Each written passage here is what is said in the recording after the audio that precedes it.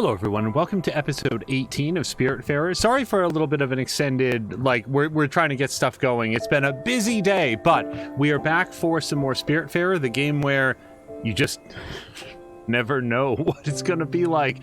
Let's go ahead and hit continue. Now, of requests completed, we're at 77%, but I think that that's all of the shenanigans and everything. I may be mistaken on that. So I don't have actually that great of a sense of how close we are to the end. I do know that the boat is feeling pretty bereft these days. Also, I want to check change our outfit. You know something? I think I want to go back to the classic outfit. It's been a while, hasn't it? Let's switch to that, and then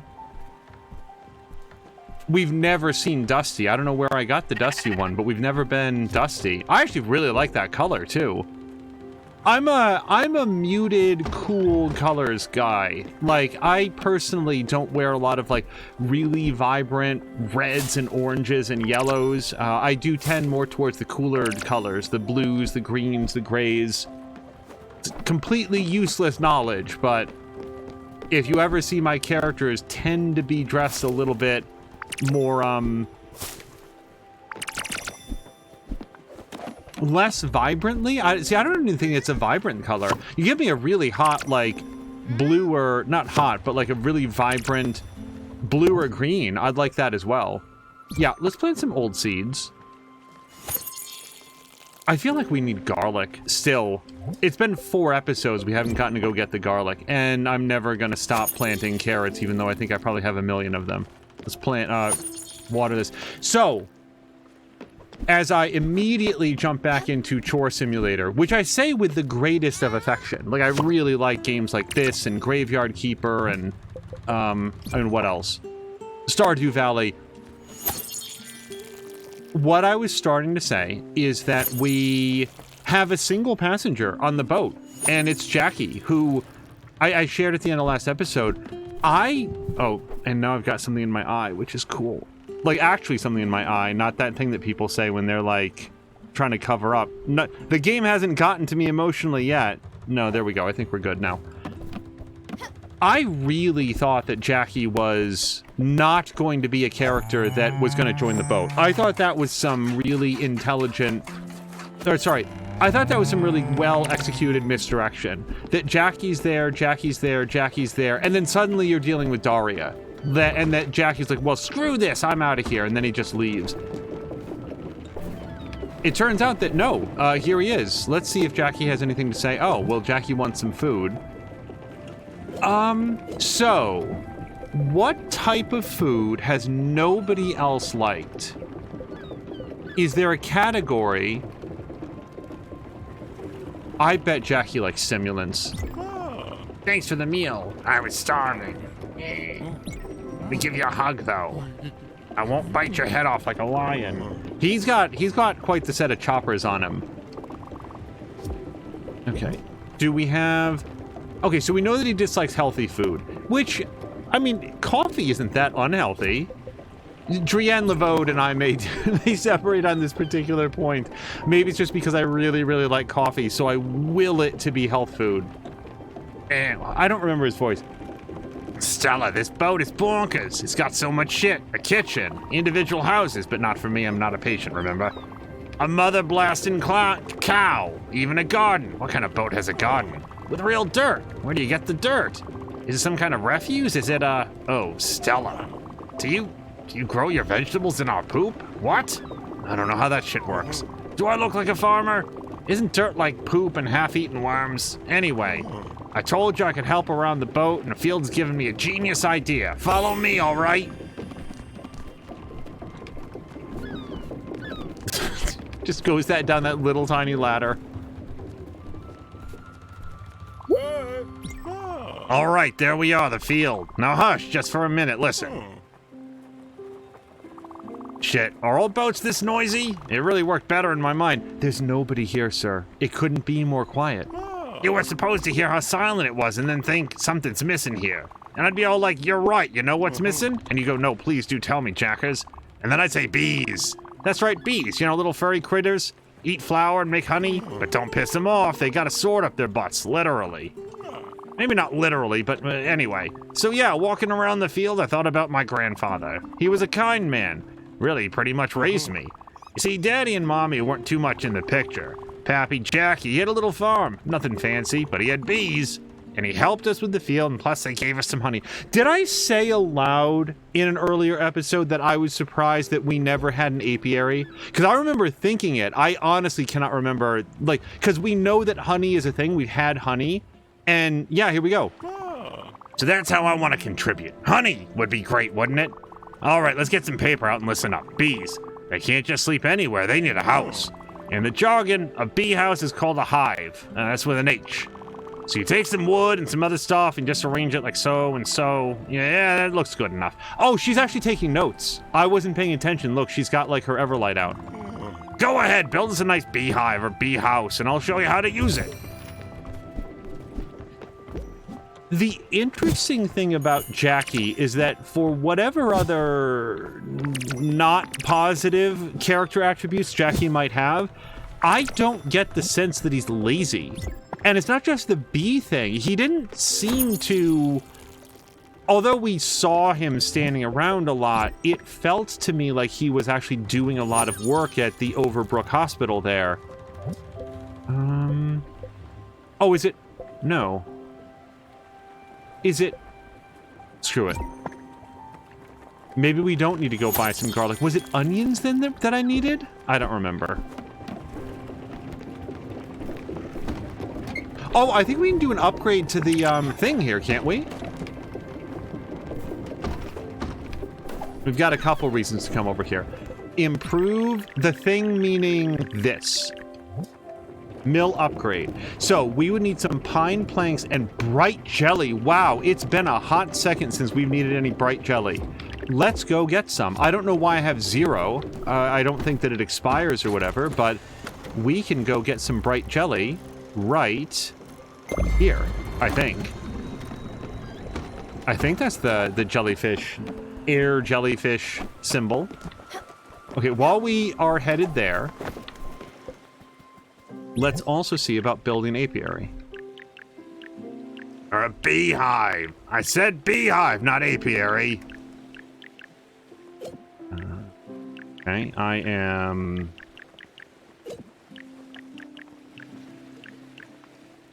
Stanley's Playroom. Yeah.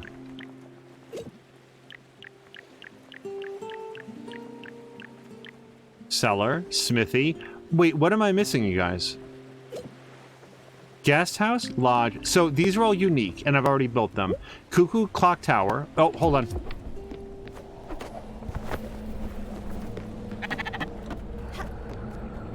Hold on. We gotta go interact with the door. We have to start the event. Also, I try not to make it a big deal. Like, some people have said that they can't even hear it. I'm just saying that, like, we absolutely can. And every time, like, I hear one of the VODs in this series, the crackling in the game audio and the mic just... I'm just letting you guys know, if there was anything... We've tried silently throughout the entire playthrough to try to find something to resolve it. It is particular to this game. If for some reason this is the playthrough of ours that has started you off and you're like, boy, this is cool, but he needs a different mic. It is the game. It feels like it shouldn't be. It feels like that doesn't make any sense. And yet it is, because other games that we've played in and around this same time just doesn't have it. And I won't belabor it, but I would like it to not be a thing. Okay, apparently we can't get that high. Yeah, if you're gonna tell me that the green jellies are coming, hit me up, buddy. There we go.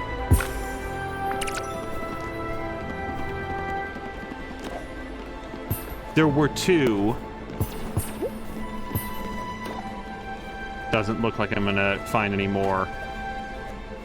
Oh, there was 1. Damn it.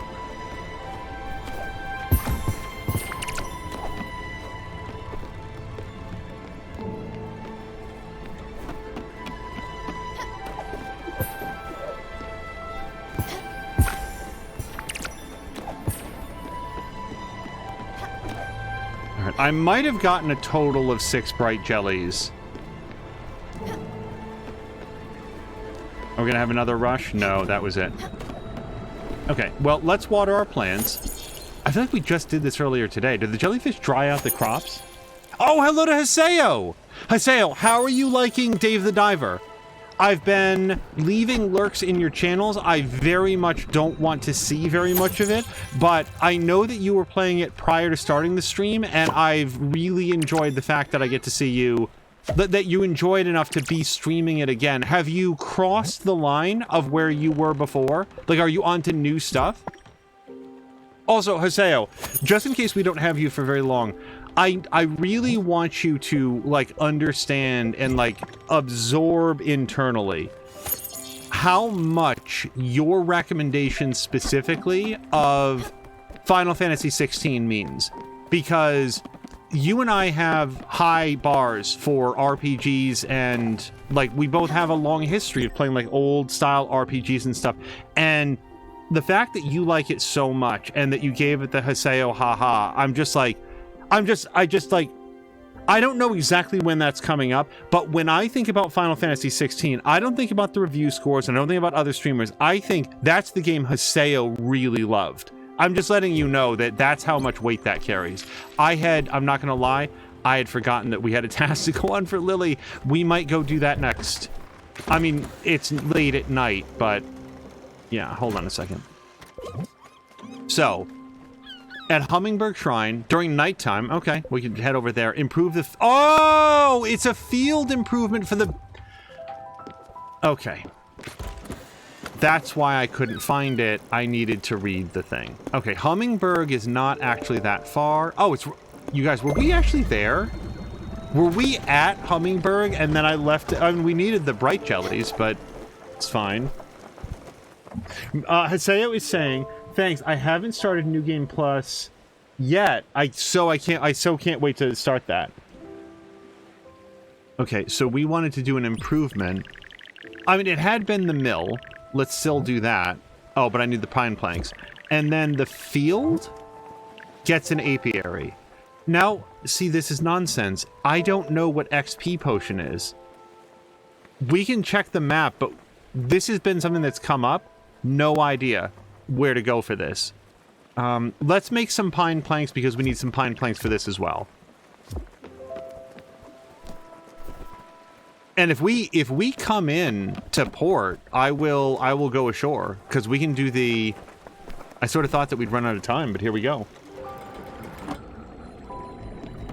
Haseo was saying that they added some new stuff, or there's new stuff added in Final Fantasy 16. Hey, Haseo, can I ask you a question? So, the next thing that I'm asking, I just want to know, like, I know one thing about Final Fantasy 16 that only came up because it was a point of conversation. Apparently, when you first start the game, like you start it up for the very first time, the game asks you if you want to play in story mode or action mode. And one thing that I don't think that there's any shame in saying, like, I don't know, like what mode should you play in? Like, that's something that you'd want to know when you're starting a new game. What's the best difficulty? What's interesting to say is that I see a lot of disagreement over whether there's any actual difficulty or mechanical difference from story mode to action mode, or if it's all like just what equipment gets automatically equipped. Can you weigh in on that? Did you play on story mode or action mode yourself? It feels... Oh, hold on. Might take a chance, but shit, knowing I might get some bruises, this feeling got me thinking I might find you at the right time. Haseo played on story mode. So, did you have a good time on story mode? And, like, do you happen to know, absent what equipment you have equipped or whatever, is it, like, harder on action mode? I can't... The fact that there's disagreement about this point seems very odd to me.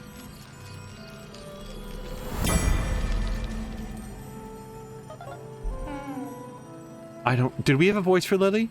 Oh, right. It's our annual Culmer visit at Atol's house. Wow, the whole family is there, except me. Look at Uncle Atol. At the grill, obviously. Look at your face. You're covered from head to toe in barbecue sauce. And it's adorable. Mom is beaming. She's so young, but so tired. Look at her eyes. Those are the eyes of someone who's not sleeping. Nice job, Stella. Keeping Mom awake all night with your baby tears? I'm actually happy Mom's sleeping right now. She needs the rest. Plus, I get to talk to you all alone. And have a drink. Alright, let's turn to another page. Something from the middle. Another picture when we were living in France. I'm just gonna note here that the picture of them living in France looks a lot like some of the architecture that we've seen on the islands in the game. And there's a world where that might just be intelligent use of reusing assets, and another world in which that's Stella's perception of this Spiritfarer world is born on her own experiences in life. Gwen is in this one. We're riding our bikes together. You and Gwen would always outpace me, leaving me behind. I guess no one wants their friend's little sister running around them. Wait. No one wants their friends... No one wants... Wait. Lily's telling the story. She says that Stella and Gwen would outpace her. And then says, I guess no one wants their friend's little sister... But... Isn't... So Lily's the younger sister then. I don't know. I guess I thought that Lily was the older one because she's looking back at the memory of when Stella was a baby. But no, she must be the younger sister. This is me putting this all together. When I was young, I admired her so much. Remember she would disappear for months on end and then show up out of nowhere? I thought she was bold, so bold and amazing. Mom and Dad loved her. She was some kind of parent whisperer. I guess our home felt like her home. Oh, there's a postcard on the next page. It's from Japan. Are we going to Furugawa?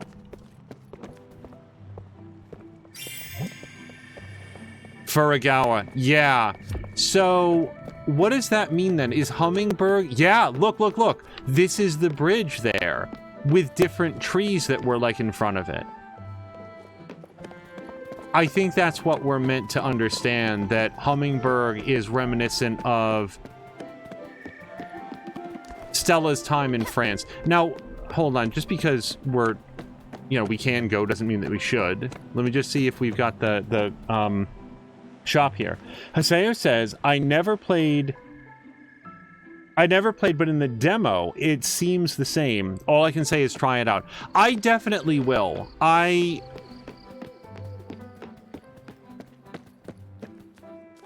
Oh, and another thing, Haseo, by the way, I want you to know, I remember you saying, still play the demo, because the demo has, other content that's, pre-game stuff. I'm looking forward to playing this, is the point. Let's buy some linen seeds, because although I don't need any right now, I didn't have a lot of seeds of it. We'll buy some corn. Let me buy at least 15 coffees.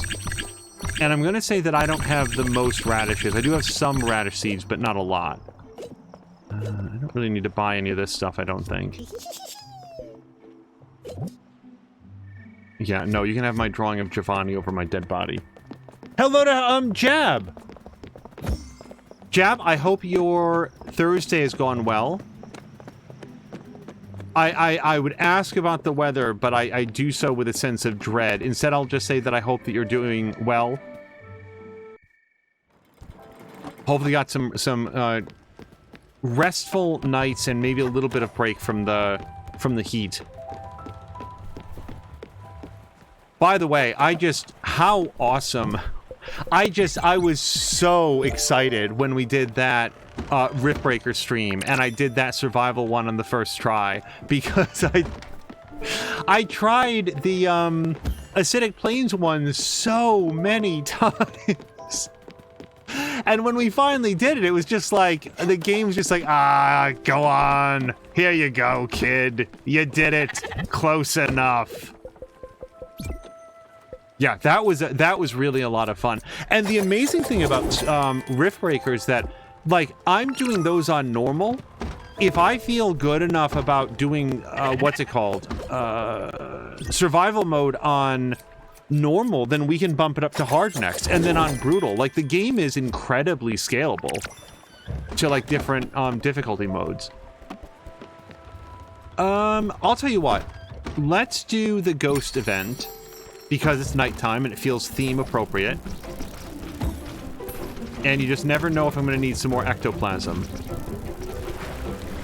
Whoops, I did not mean to go into the water. This is the hardest one, I think, to get the guys. The pill bugs, not a big deal.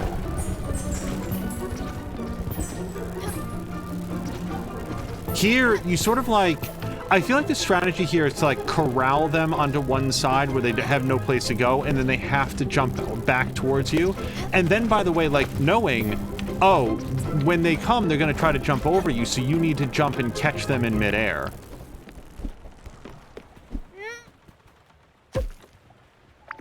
Jab said, I did not think that you would make that one last one. You had so many resource problems. Absolutely. Yeah, I'm right there with you.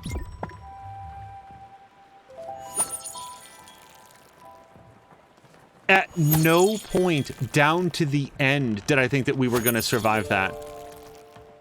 It was like a second before it popped, the success, that it was like, I think we have a chance. And by the way, that was what I thought in my head. I think I have a chance. Not like, oh yeah, we've got this in the bag.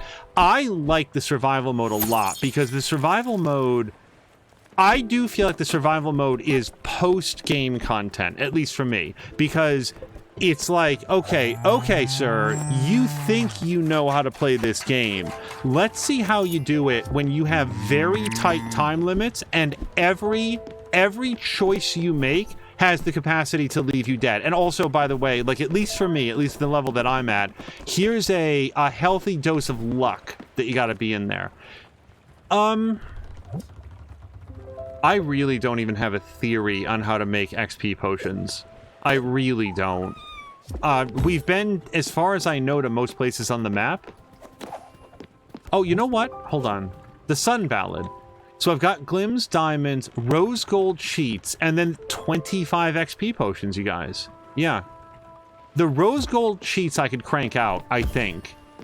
But, yeah, not the rest of it. Let's have a quick nap. I do think that putting up walls at choke points really does help a lot. Yeah, I think you're absolutely right. I think that your idea to do that was the enemies will just, like, gnaw on anything that they come across. And if weak enemies can choke point stronger enemies back, then it greatly extends the time it takes them to break through any sort of barricade. Now, well, we haven't gone down here. I mean, I don't know what's at Crow's End Inc. Here's what we're gonna do. Where am I? I'm here. Okay, let's go here.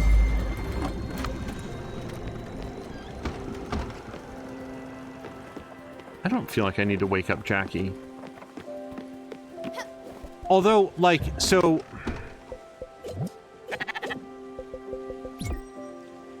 Oops.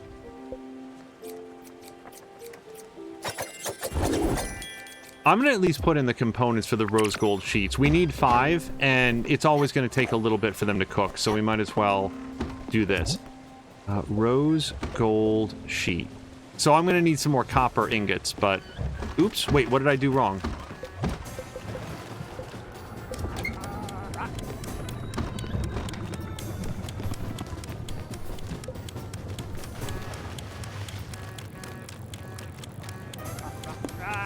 But yeah, for all the randomization in Riftbreaker, I think laying down seemingly random walls at choke points that the enemies have to, like, spend a lot of time chewing through, that feels like a universal piece of advice, I feel like. Because you can always put in gates to get past them yourself. Okay, let's set a course, and then we're going to hammer the rose gold sheet, and we're gonna smelt some more copper. I want to go here, because we've never been here. It's on the other side of a fog barrier. Even if they get through the walls, it messes up their timing. Yeah, they can't swarm you all at once, is exactly what it does. It's really... It works out really well. And I wasn't doing a lot of that prior to your suggestion because it was like, well, I don't know where the enemies are coming from, so do I really want to spend the resources on, like, just putting down random walls? And the thing is, because you don't know where they're coming from, yeah, you super do want to do that. Okay, okay, so we're at this new area. This is going to be done in just a second.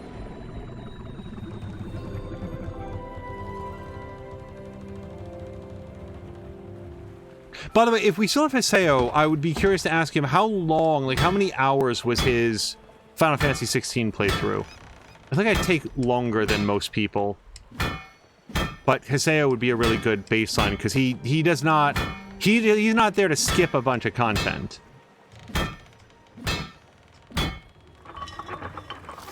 About 60 hours. Okay. I feel like that is a really respectably, like, sized RPG.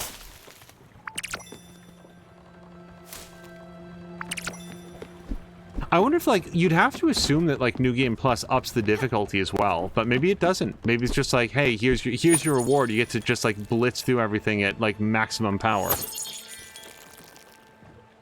Jab is correctly saying if you do it at choke points, you don't use up as much resources. And, well, I don't want to get too specific about it, but yeah, there's other thoughts that I have on, like, the best kind of walls to lay down and stuff, but I want to be sure that I'm not accidentally spoiling other people. If anybody doesn't know the topic of conversation, Riftbreaker is a base-building, action, top-down combat game for the PC, and I think console as well.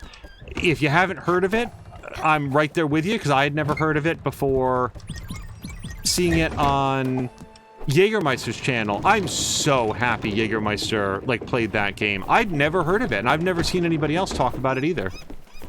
That game is aces, really. It's even got good reviews on Steam, and what feels like a very active community. But yeah, it's not one of those games that you see, that I see, like, referenced very much. Jab is saying, how far are you along in this? So, as far as requests go, it tells me that I'm 77%, which, hold on, let me stand on land.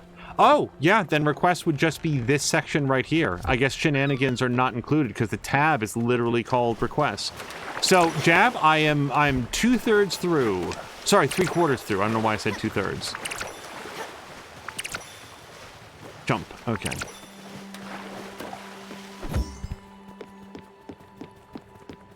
Do you think... I don't remember the rules... That's not the right place. I don't remember the rules for smelting copper, but some of the ores you can pop in here and, like, get smelting and then walk out. Like, it's going to take time and the temperature drops quickly enough that you don't have to worry about it.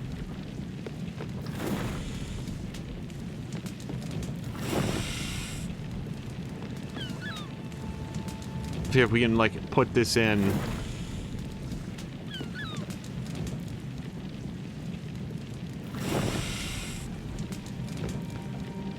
Okay, I'm just gonna wait, because what am I saving at that point? Like 3 seconds?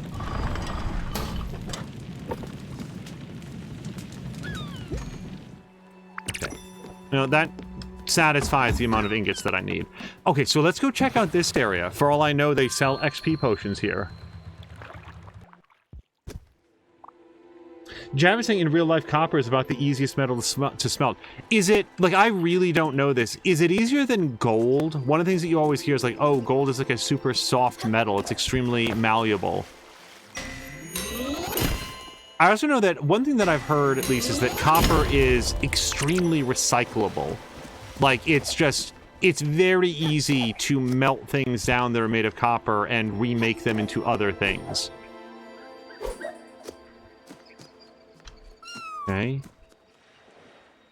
Was that Daffodil who just mewed? Or was that in real life? Stay back. You can't stop me. I came here on a mission. I'm gonna throw this cherry bomb down this hole. Why? Because I feel like it. My dad can't stop me. This is the great outdoors. He doesn't own this. Nature always wins. Wow, I just made that. Take that, Dad. I'm my own person.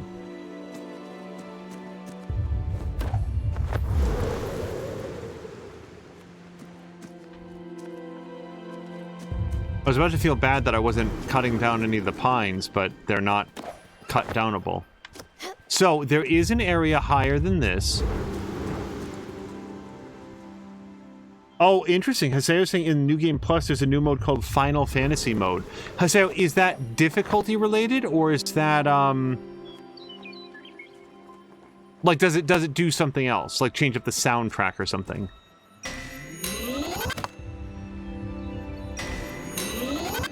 Damn it. Gold is really easy to melt, but it's just about useless as a tool to primitives. Copper is generally the first metal used for tools. Right, no, I was trying to do that game.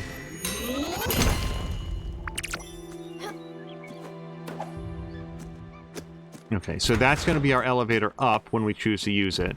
Let's check some of these areas down here. So that's locked. Alarm system. Can't X that. Oh, a visitor. What are you doing here? This place is closed, shut down, abandoned. Nobody comes here. It's like a graveyard. This was my factory, Crow's End Incorporated. You don't believe I could own a factory? Well, I did. And it was the biggest mistake of my life. I had employees, I had deals, I had shipping manifests. The whole 9 yards. I had all the things a company could have. How did I lose it all, you ask? It wasn't my fault. I did everything correct. Those damn Theodores. Those are the Raccoon Incorporated people. They'll come in all innocent. Look at us, we're Raccoon Inc. Then, when you're not looking, they take your territory, district by district. They steal all your employees. They crush your dreams, and they smile at you while they're doing it. Animals. And then your wife leaves you, and your kids don't even look you in the eyes. Never, I say never, own a factory.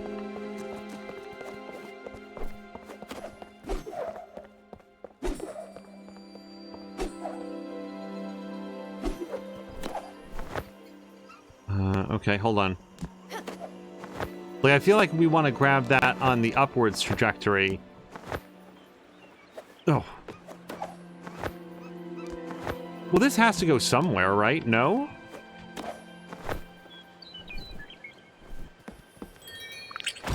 Child?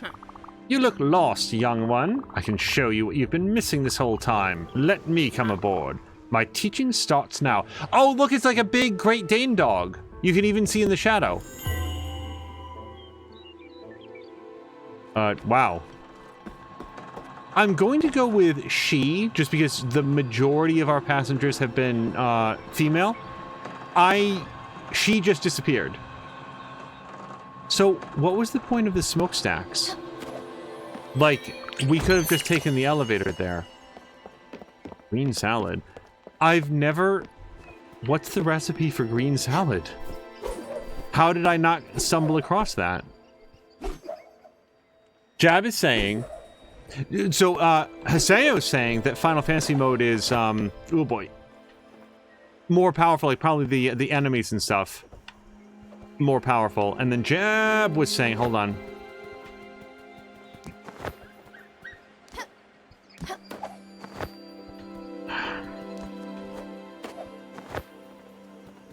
How did I do this last time? Okay. What's the... I don't understand the points. Nope, there's nothing over there. It could just be for fun, but it felt like we were on the track of something unique. Something different. Oof. Okay.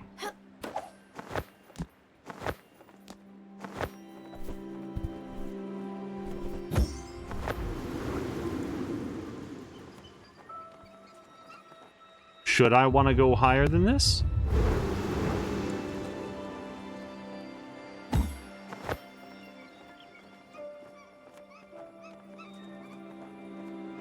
No? Okay. I feel like I might be missing something with like the smokestacks, just that they're giving a different path to get up to some place that I've already been. But hey, we got this I'm calling this dog a Great Dane, but that's not right. Like a greyhound. But then Jab was saying there was actually a small copper culture in North America centered in Michigan. Other than that, North America was mostly Stone Age. Was that due to a lack of copper in, like, the continent.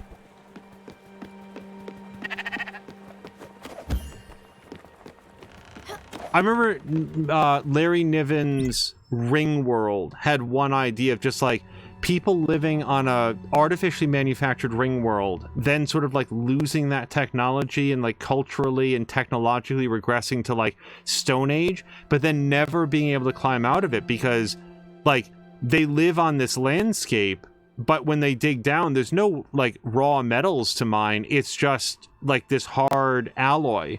That it's just, it was just interesting, the idea of just, like, growing up in an artificial environment that is designed to sustain you, but from which you can never escape because, like, the primitive tools that you need to begin learning are not available to you.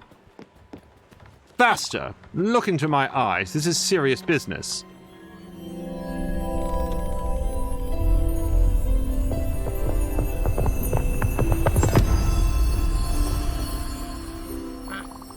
Your training with me starts today. I can see it in your eyes. You're feeling overwhelmed with this job. You need guidance, balance, strength, new skills, someone to teach you. That someone is me.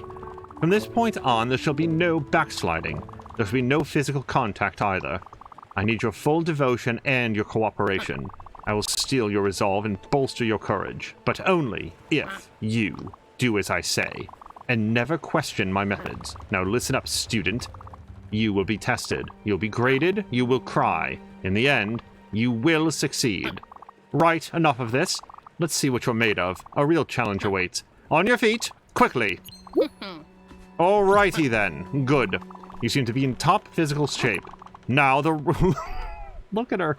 Now the real challenge can start. I've marked a few locations on your map. You need to find these challenges and conquer them. I will be watching you, analyzing your every move. Go now!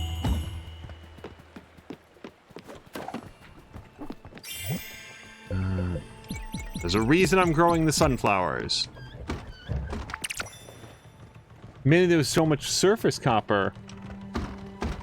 There was so much surface copper there, and some of it was already pure enough for tools. Says Jab of Michigan, I guess. What is now currently Michigan.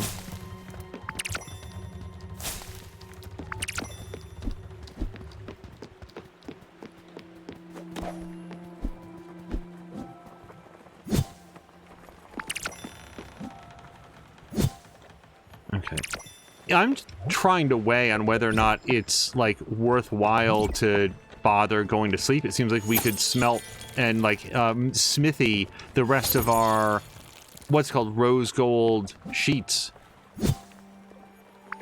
I'll plant some more garlic. I really don't have a lot of that. Oh, and we should find out what school marm here wants. Like, to eat and stuff. She doesn't have a place to stay. She's probably around somewhere.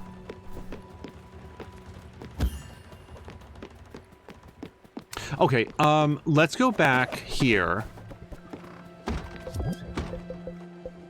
Yes, okay. So I'm gonna need some more gold. We can try to get that started at least while that's cooking.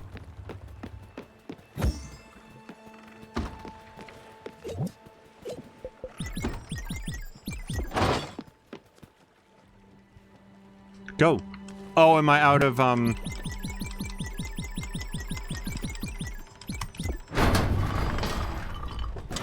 Now we can get it started. Yeah, the gold is not going to be a type of metal that we can walk away from. It's got a very narrow window here that you can work with.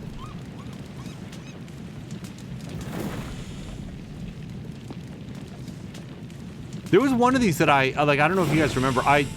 When I say that I straight up failed, what I specifically mean is that, like, I guess I didn't get the bonus amount. Like, I think I pushed the needle too far over to the right and wound up overheating it, and we lost whatever the bonus would have been. Okay, let's go smithy this. I feel like the proper verb is probably just smith it.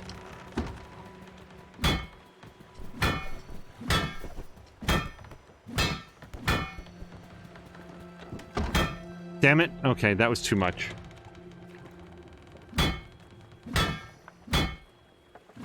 Ringworld was like a weird book, I felt. It was like like a lot of science fiction from that era. It felt to me like the concept was cool, but a lot of the rest of it was like the characters and stuff, the story was just like, I really want to introduce this idea, so I'm just going to have like a bunch of stuff happen. And like some of the rumination, the thought that went into it was interesting, but in the actual execution, it felt a little hollow. Are we allowed to spoil the book Ringworld from, like, Jab, when did Ringworld get published? Like, 1970 something? Like, this is not a recent book. It might even be earlier than that.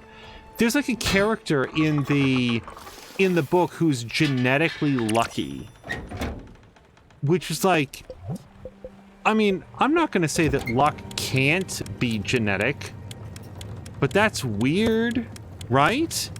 That's kind of weird.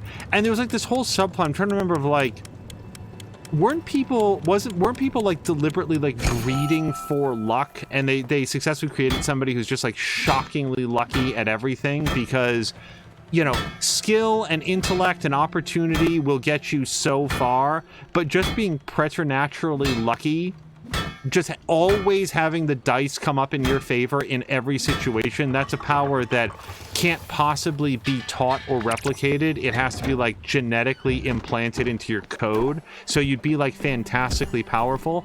It was, like I said, it was weird, some of the ideas in this book. It's bedtime, so I can't pilot the boat. Complete the gold dragon. Oh. Catch over 1/3 of all deadly pulsar rays. Capture over 1/3 of all severe lightning strikes. I don't think that I can do that, and also I don't know what a severe lightning strike is. A severe thunderstorm. Do those hurt you? I honestly don't know. The gold dragon under 7 minutes seems eminently doable. Like, I don't know that we've ever visited any dragon or turtle that took longer than 3 minutes, but maybe I'm just misremembering. The puppeteers, an alien race of cowards, were behind it. And it was part of Larry Niven's Tales of Known Space. And, like, I didn't object to this idea of, like, this person's genetically lucky. It was just, like, it felt weird in this book that was about this hypothetical midpoint. Not really a midpoint, but, like, instead of a Dyson sphere that completely encircles a star and is able to harness 100% of its solar energy all the time, a ring world would be able to provide this like vast amount of livable space and not take up nearly as much like construction materials for it. It's like interesting. And if anybody's like ring world, Halo, just Halo. If you've ever played Halo, that's what it is. Possibly employed for a different purpose than it is in Halo.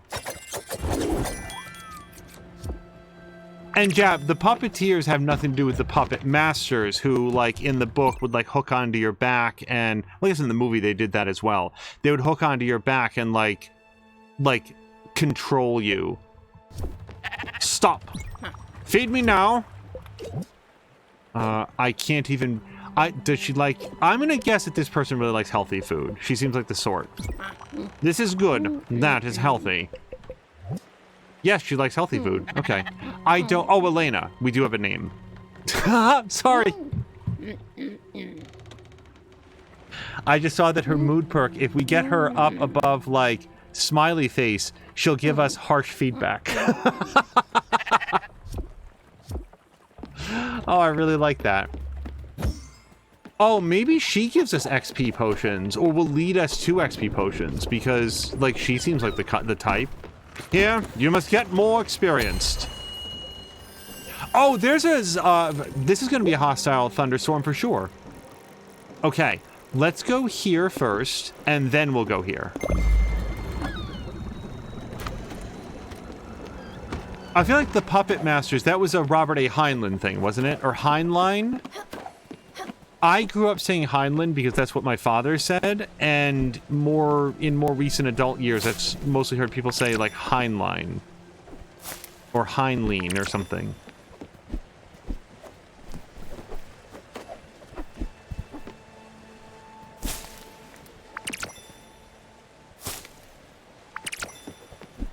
I have definitely read the book Starship Troopers. I would struggle at this point in my life to separate it from the movie, even though they are very, very different products, made towards a different end and with a different purpose in mind. I do remember in the book there was a rather extended conversation with... Oh, hold on. I don't want to miss this. Come on, get out, get out, get out. With, like, the professor, the teacher at the school. Stop! About how, like, all of the benefits of having citizenship and voting rights tied to military service and stuff. The willingness to put something to demonstrate a belief in something beyond just yourself. Like, that was a core tenet that was presented in the book very unironically and very stridently. And then if you ever watch it's Paul Verhoeven, didn't he do the movie? If you ever watch that, it could not be more of a satire of that extremely jingoistic way of thinking. So I've definitely read the book, but like separating out at this phase things from the book from things in the movie, it's like, boy, I'm not sure. I'd have to, like, reread the book, I think.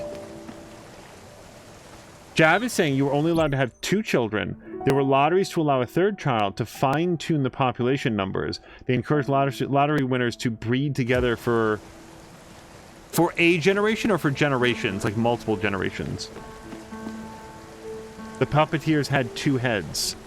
Yeah, that's definitely different than the Puppet Masters, because they look like manta rays. At least in the movie, they look like manta rays. The movie version mirrored what I sort of imagined in my head, even though the description was probably a little more nuanced.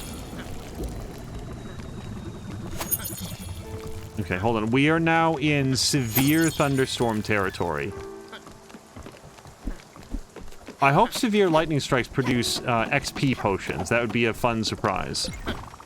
Another challenge. This is an easy one. A little bit of rain and thunder. I won't say this often. Your survival probabilities are rather high. Just don't let your guard down. You won't end up like grilled chicken. Remember, use your dash ability in there. You'll need to move really fast. Heads up, thunder's here.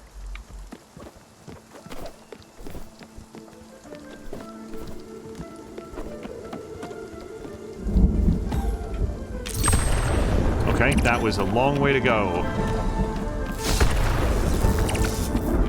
I'm trying!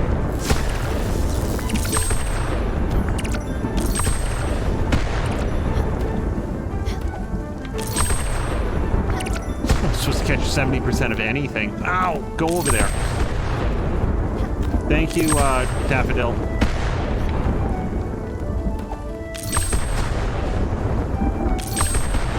Look, man, I'm gonna get as many as I can. The approach is 70% somehow. Be an astonishing surprise.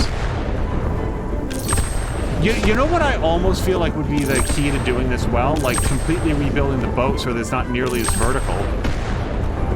And I don't actually want to do that.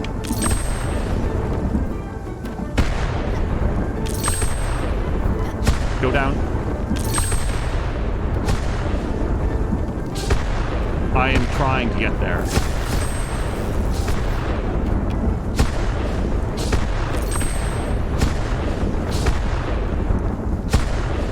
Yeah, I did a super great job of not getting that.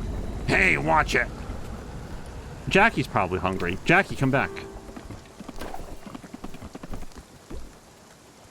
Yeah, Jackie is famished. Let's give Jackie a cup of tea.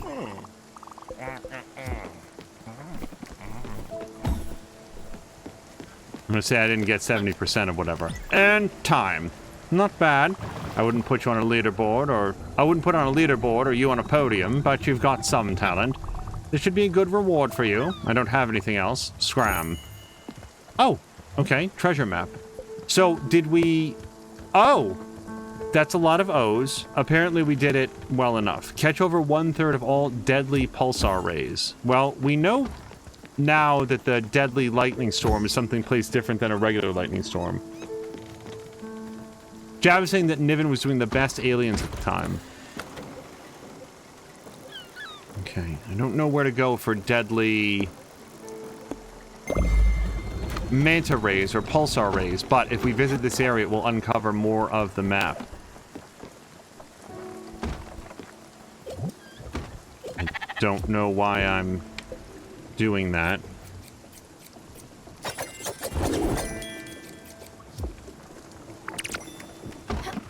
Jab and I previously connected on, like, Jab and my father were both tremendous fans of the Mote in God's Eye.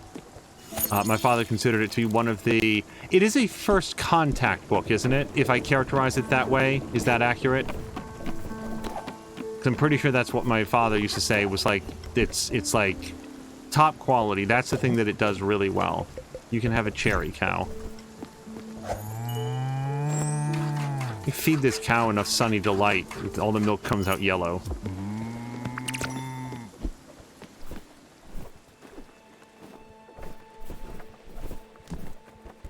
Okay, I could have sworn I saw an indicator telling me to, like, something was waiting. Oh, you know what we didn't do, though? The pine planks.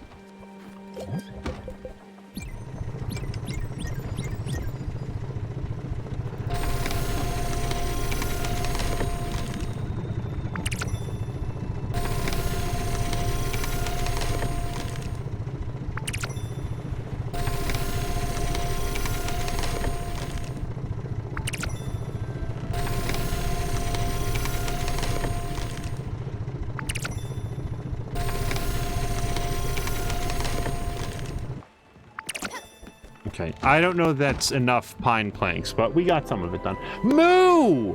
I'm gonna pretend I didn't hear you talking about feeding that poor cow Sunny D just to get yellow milk. Moo, I hope it's so awesome to see you here. I feel like you've been especially busy lately.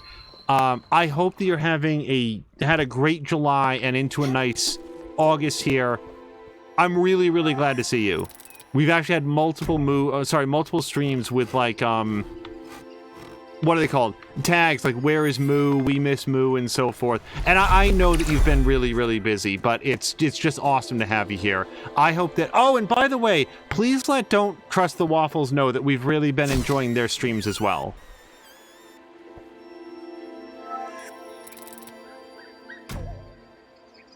Jab is saying, I think the luckiest human in the book was 18 or 19 generations of lottery winners, and pretty much just came to scare the hell out of everybody in the book.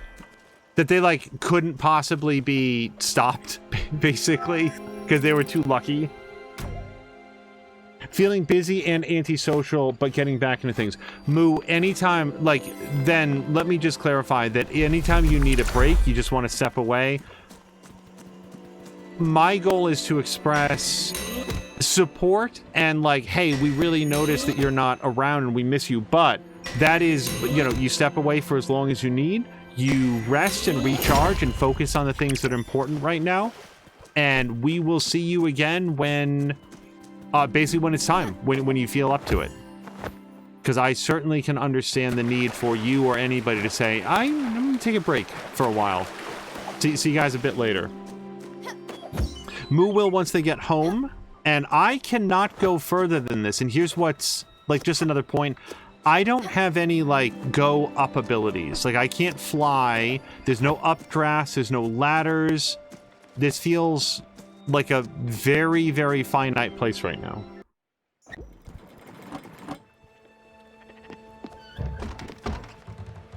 Let's look on the map.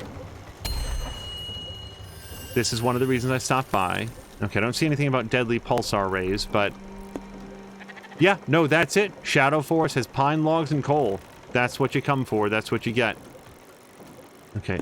Let's stop by here, and then we'll continue to explore a little bit. As Jab said, her being lucky did not necessarily translate to others around her being lucky. No, that's one of the things. Like, if you at least presented in Ring World, if you cross one of, like, the hyper lucky people, you would suffer extreme misfortune, because what I think this was actually stated outright in the book, what she needed wasn't always what she wanted or what she would have intended. Everything always came out to her benefit, But that need not be for the benefit of everybody else. Which could be a treacherous thing. I'm missing the opportunity. Well, I guess not, because we did decide to stop here.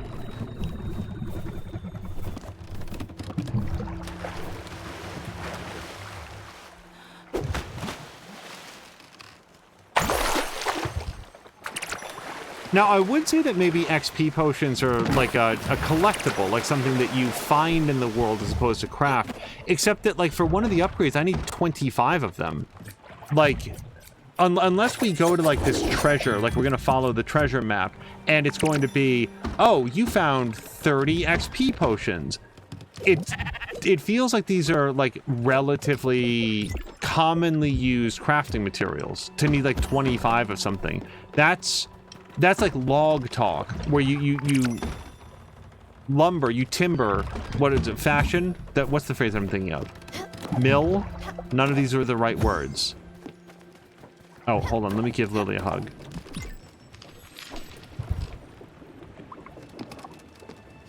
Plane? Do you plane timber? What's the verb? Okay, let me just, like, set a course out here. It's nighttime now.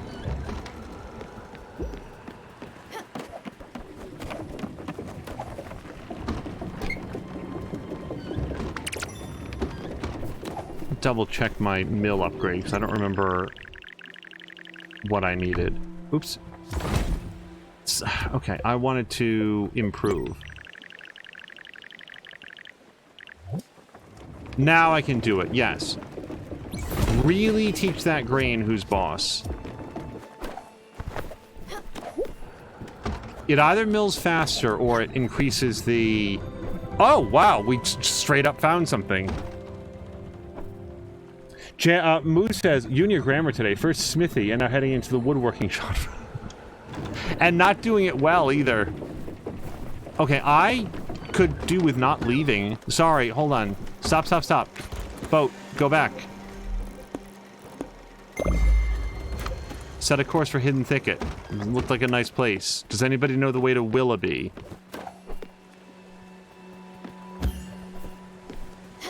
Okay, let's top off our sunflower seeds.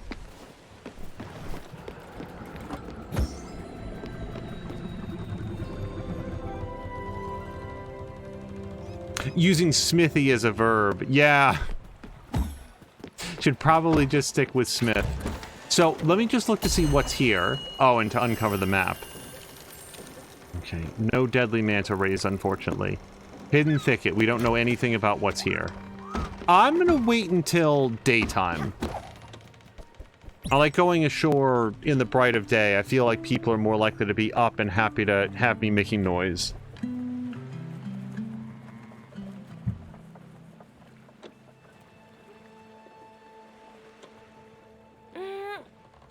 Yeah, in particular, watching Don't Trust the Waffles, like, I don't want to, like, see very many of the puzzles, but just the bravery it takes, I feel like, to do something like the Witness on stream.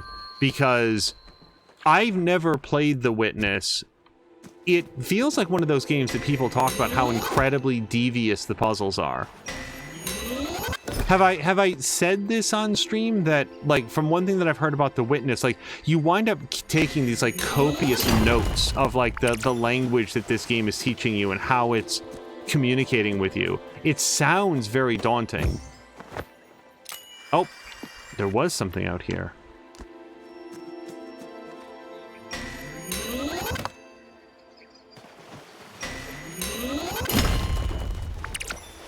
That did not look remotely like gold ore to me. Okay, that... bridge too far. Oh, okay.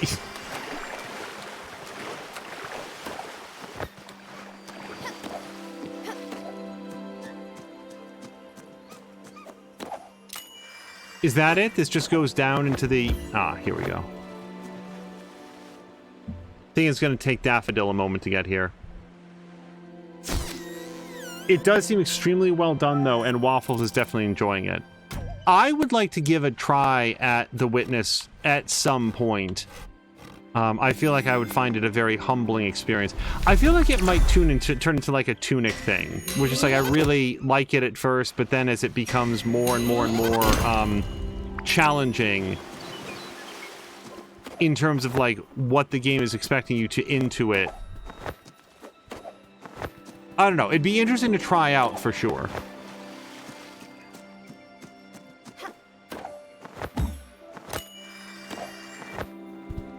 Okay, this feels like everything here. We found some pine trees and gold. A little bit of aluminum, maybe. Zinc, whatever it was. I don't know. We might as well continue heading out here. And somebody's got something to say.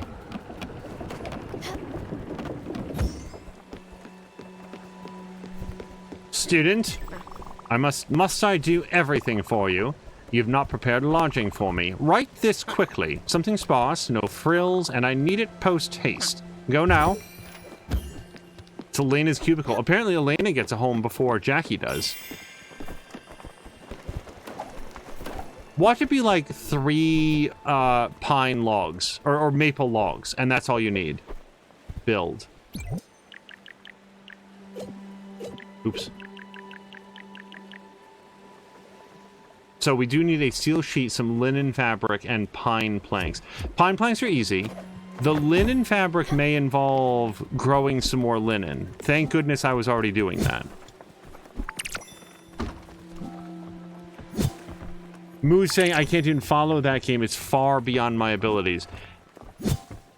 Who is it? Jonathan Blow, I think is the name of the person who made it. I have the sense that Jonathan Blow is an extremely intelligent person to be able to concoct some of these puzzles. What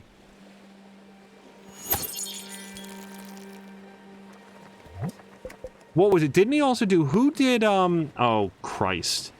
It was that console game that everybody really went gaga over for a little bit. It was the one that controlled, like it looked and presented like it was a Mario game, but it had a lot of, like, really cunning, like, time manipulation stuff in there. Hey, watch it. I don't like anything healthy. Give me some soup. Hello to Borlak! Borlak, I hope that your day has been going well. Borlak and Little B have been playing some Ark Survival Evolved. I brought that up in a different recent stream, just telling them that I'd really been enjoying those. And of course the Tailspire streams. I don't have anything more to say about that, but it just seems like a really, really well executed... Am I someplace? Did we make it to my destination? I feel like we did. Map creation tool for TTRPGs. Wow, Borlak, 2 years, 3 months, and 20 days. That's 2.25 years, yeah? 3 months? Yeah, almost 2 and... Well, not... We're 3 months shy of 2.5 years. Exactly. So, there was nothing over here. I do not know where to go for Deadly Manta Rays. Here's what we'll do next. Let's go to the treasure. 3469.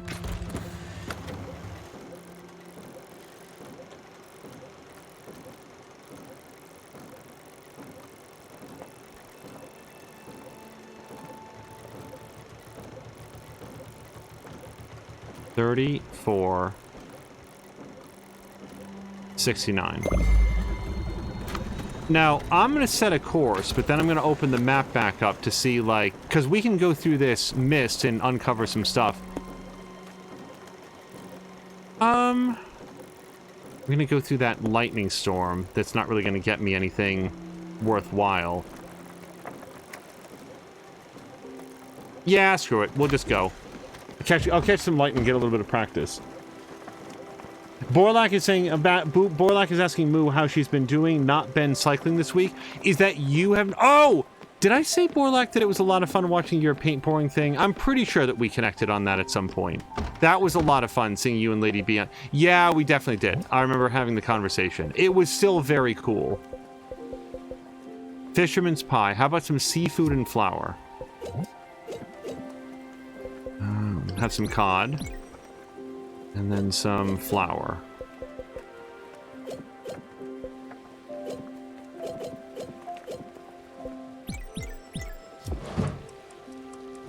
Let that go. We need a steel sheet for What's-Her-Face's cubicle, Elena.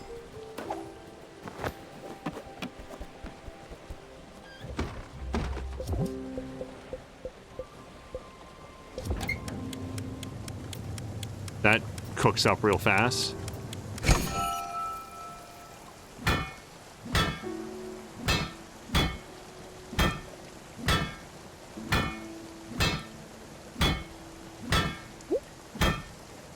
Also, on the topic of nobody asked you, Moo, if, like, especially, so a cool thing to do for, like, streamers and stuff, I suspect that if Don't Trust the Waffles did some sort of, like, a charity event, that the school where they go would probably be interested in, like, that could be worth some extra credit.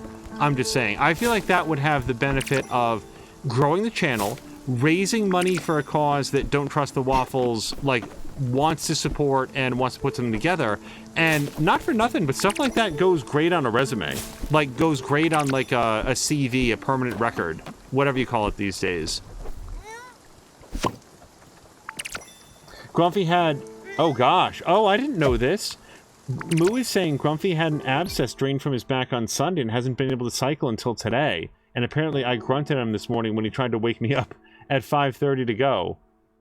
Yeah, like Ricard... Yeah, actually, that's a really good comparison point. Yeah, like Ricardinho did. And may do again. It's just one of those ideas where it's like, you know, hey, if there's a... what's the phrase I'm thinking of? A cause that is valuable to you, that you care about, and you're streaming, and you're in school, it feels like a great way to bring together a community of other people with like-minded interests and to do something that, you know, is good for the cause and good for your, like, resume, your extracurriculars. That's, I think, the word I was thinking of. But, you know, pencil that in as a something to keep in mind in, like, the back of your head. Because I feel like that's one of those things that could be done at any time, and it's just, in my experience, just a lot of fun.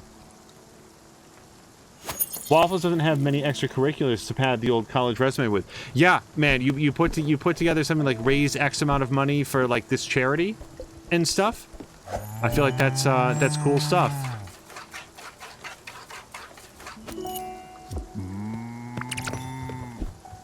I would have killed to have access to the kind of video editing tools that are available now for free. When I was growing up, just like... I make no claims to talent as, like, video editor or anything like that, but I really like doing it, and I always have, and, like, the tools that are available today blow out of the water the old stop and start the VCR that I used to, like, put together, like, stuff in high school. Hi, can you please go up? Thank you.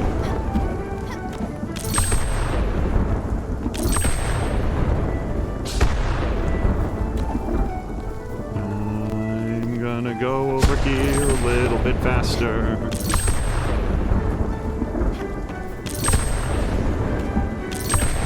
And what suddenly brought that thought up was just like, you know, Waffles could take their experience in The Witness, or, gosh, what's the other thing that they've been playing recently? Was it Minecraft? I don't think it was Minecraft. What am I thinking of? They were playing something else in between bouts of The Witness. But, like, at the end of that, like, set a goal of doing a video that would be about 10 minutes long. 10 minutes is a really good round number for, like, a lot of video content. And, like, do a review of the game or their experiences with it. And then that's another thing you get to put in the extracurricular. Like, you know, built and maintained this Twitch slash YouTube channel, including X number of reviews and stuff. And 10 minutes, you'd be amazed at how quickly you can fill up 10 minutes of content on like a game that you're enjoying. Okay, can you... Okay, so this person would like some food. I'm gonna give her some cherries. I will always be eating healthy. I used to be a teacher. I still am. Back then, I had a classroom. In the kind of school that made sure each student passed. The kind of school that teaches money can buy everything. And every September, it was full of students ready to learn. Each year, however, they failed to impress me. Chatting amongst themselves, passing glances around, closing their ears and their minds to my lesson. Immature little shits. All of them. Was that what she said when I went to give her a hug? Because that's what I thought I was doing. Physical contact won't be necessary. I'm quite upset. Oh, whoops. Wow, I really pissed her off with the hug. Annoyed by Jackie's bad attitude. Well, that's between you and Jackie, man. Not up for me. Call of Duty, it could be. They're playing Minecraft, but I don't think they've streamed it. Yeah, I want to say, so there was some Minecraft. It doesn't really matter, but I thought that there was like another thing that they were streaming in there. I think we're still on the path. Yes, flags are blowing. Food is cooking.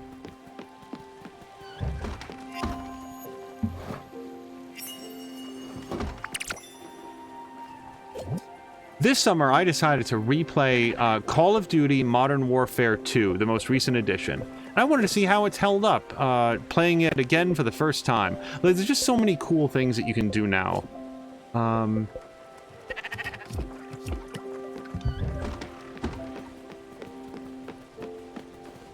Hold on. Let's go find the gold dragon also. Bum, ba, bum. We found Elena's Dharma. Suddenly makes me concerned that... And so apparently it's a wedding ring. I didn't know that Dharma was a concept. Okay, the gold dragon. Over here we have the quartz dragon. Here we have the aluminum dragon. Here we have the silver dragon. Apparently I've never met the gold dragon that I recognize. Oh! Oh, hold on. Deadly pulsar rays. Okay. Oh, wait. And there's the gold dragon. So I have not met them, but we can go there next. Let's stop in the jellyfish so I can get some more bright jelly, just in case that ever comes up again. I should know the answer to your question since I'm supposed to be supervising their streams. Thanks for calling me out. Oh, Moo, I may also be misremembering on what they've been playing. I thought that there was something sandwiched in alongside the others.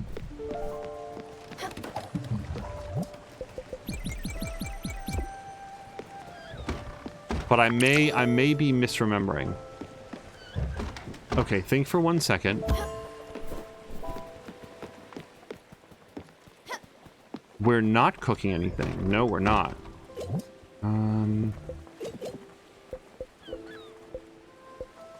A sea urchin. Let's just cook the sea urchin on its own. We'll see what we get.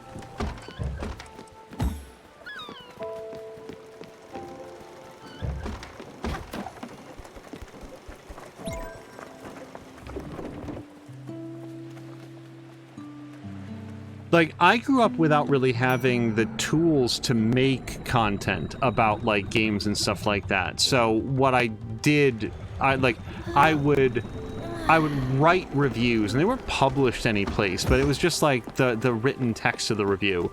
And nobody cared. Like, none of my friends wanted to, like, look at that stuff. But I liked trying to formulate what my thoughts were. Steamed shellfish. Is that what you get when you cook up a sea urchin?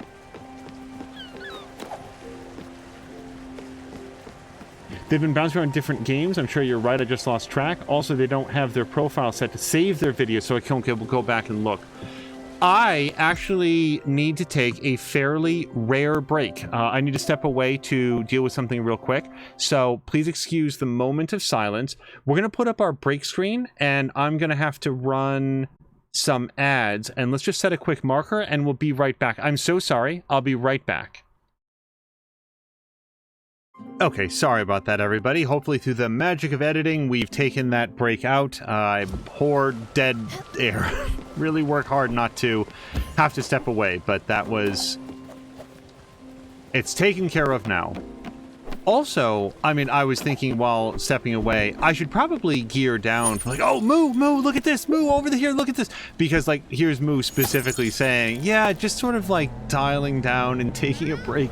It's just so exciting because it's been a minute since we had a chance to hang out with Moo and check in, and, like, you want to know how people are doing. Oh, hello to Solid Chrome Hickey. Hickey, I hope that you've had a nice Thursday. We've had... like a whole week of really, really nice weather. And it feels like that is now coming to an end. Like the humidity, the humidity is ticking up rather dramatically, even during the course of this stream. And when I got up just now, it's like, oh, huh, that's a thing, is it? Okay.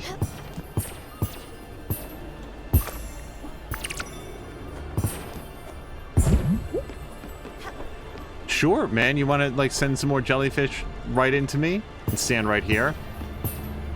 I am land stander. I stand on land. Okay, we are going to have to get up high now. What is that from? Land stander. Was that Tiny Toons? He knows what I'm talking about.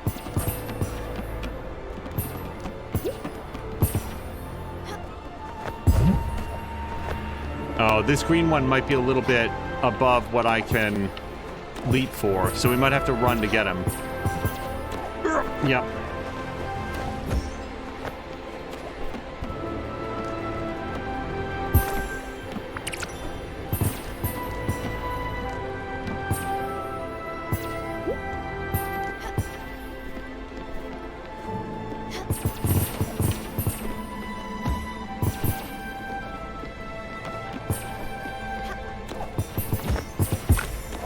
Of all things, like, this is not like a...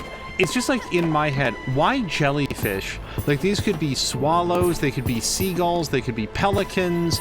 They could be something that, like, lives in the air. And they could be carrying, like, sacks of those glims in their beaks or something like that. It's just jellyfish. And not an objection, it's just like, of all the, like, entities that could possibly be carrying the bright jelly. Well, I guess it's the bright jelly, isn't it? Moo appreciates the... Okay, well, why are you still sad? Here, have some...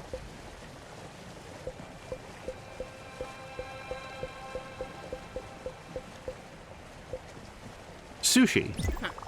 Thank you for the meal. Doesn't like hug. Was almost hugged again. Well, I'm not going to hug you anymore. Don't worry about it. Student? I have one memory I particularly cherish. It was one day after a particularly rowdy gym class. They came back to my room, fuming with hormones and desperation. One of my first years on the job. Shaping the minds of the youth, they told me. Anyway, I couldn't control any of them. They wouldn't keep still for a second. I wasn't shaping anything that day. I snapped. I started screaming. It was the only thing these monsters could understand. I told them truths that would only reveal themselves later in their lives. When you lose a parent, and when you lose your best friend, when you lose a job, when you really start to crumble from the inside. After an episode like that, I should have learned a lesson. I didn't. I vowed to focus on talent and excellence. I vowed to never let go again and steeled my resolve. That's the end of the story. There shall be no questions. Oh, I'm somewhere, apparently. Oh, we have to go talk to her again. Student, a new task. This creature is in pain. It will thrash and fight. It will be a decent challenge for you. As long as you don't forget to use your dash ability, go. I will be timing you, of course. You must do it in less than 7 minutes. Chat shall assist. I don't know exactly when the timer starts, so we're going to try to do our best. Oh, actually, we've got a timer on screen.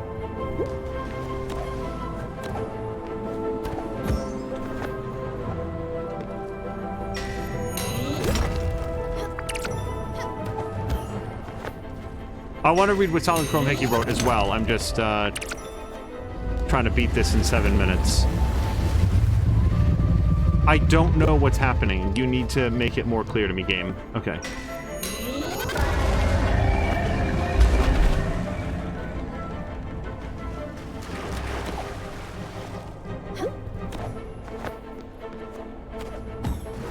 Okay, okay.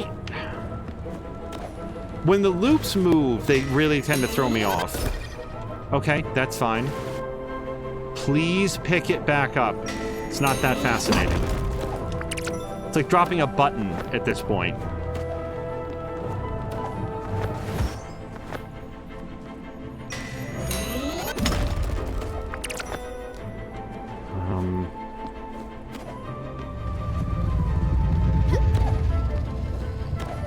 I feel like 7 minutes should be highly doable given the length of most other dragons.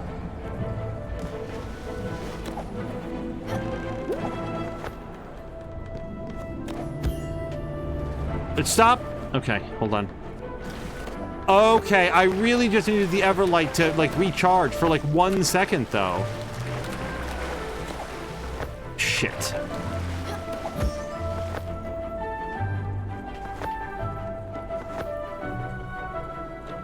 Okay, this all seems extremely fair.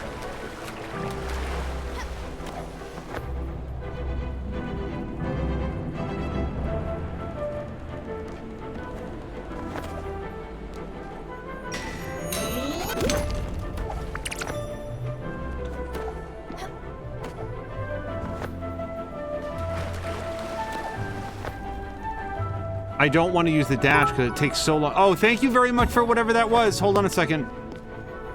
Oof vibes. Thank you very much. I will shout it out more effectively in the next shit. 4.5 minutes. I don't think this is actually hard. I think that I'm just failing a lot.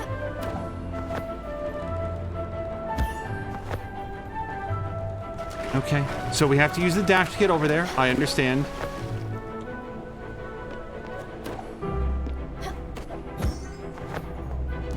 It's off screen, which makes it hard to know, like, oh, this is a place where I should use the dash.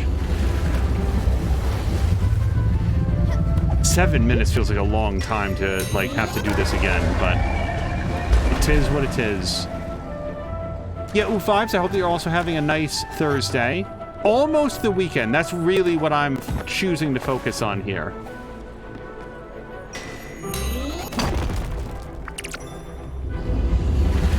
This has been actually a really productive week. It really has. In terms of like work weeks. Like, it's one of those weeks where you look back and say, look, man, whatever stresses are waiting next week, at least for this week, we crushed it.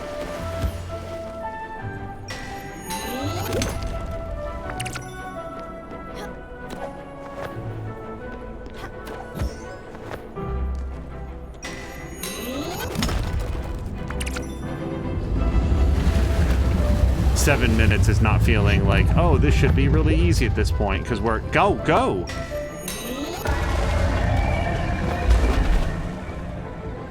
Well past the halfway point now.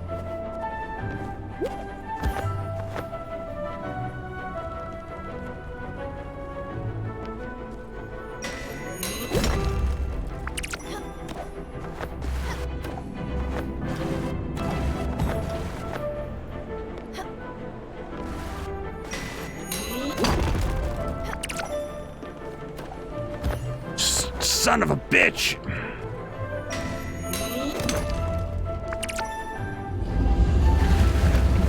I have a concern that I screwed up way too much in the very beginning. Well, the beginning, middle part. Oh, is that it? Oh, thank God. I did not want to have to do that multiple times. Moo, thank you for thanking, Ufibes as well. Not bad, but not good. Keep at it. I won't tell you your time. It might get to your head. On to the next one. You are showing promise. What are you waiting for? Go now, student! Solid Chrome Hickey saying, I'm okay. I just got out of a long day of work. It's the end of fiscal year, so we're closing everything up.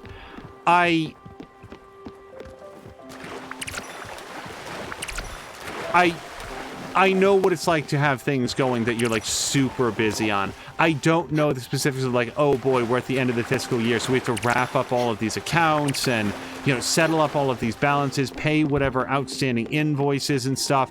You know, we probably have people that want to do more expenditures, but can't right now because we're still trying to close up the previous year.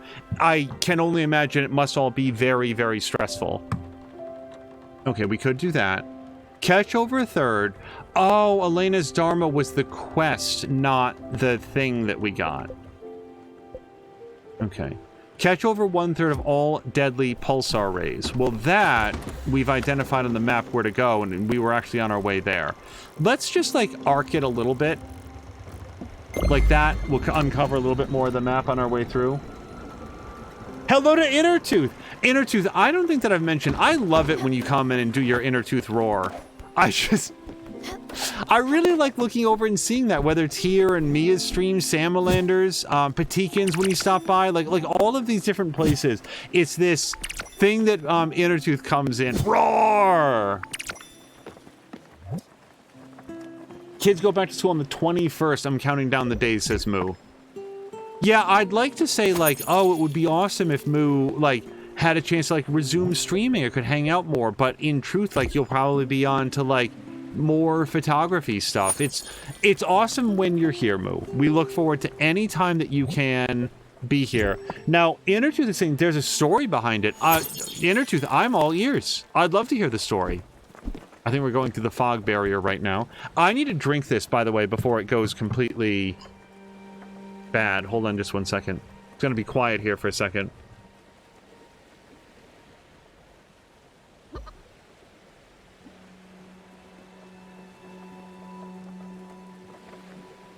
This game is not conducive to drink breaks. There's always something to do. Do you know World of Warcraft? I played a little bit of World of Warcraft back in the day with my friend HW. That was... let's see. That was so long ago. I want to say that was... you know what? That might have been the original release. That might have been pre-Burning Crusade. That's how long ago it was. So...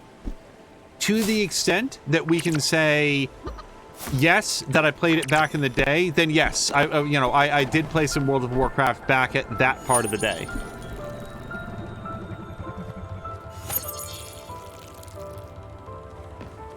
Today, I mostly know of World of Warcraft and its lore through my mom. My mom is a huge World of Warcraft player. She plays it every single day. She has for years. She really loves it and has been...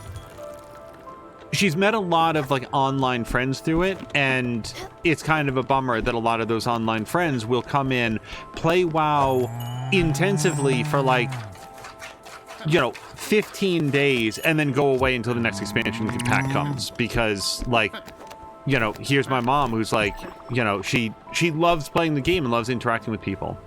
Are you ready for another challenge? They'll be coming from all directions. Steal your mind. Visualize their patterns. Use your dash and light burst abilities. What the hell is the light burst ability? I don't have that. Enact! Light burst? Does anybody know this?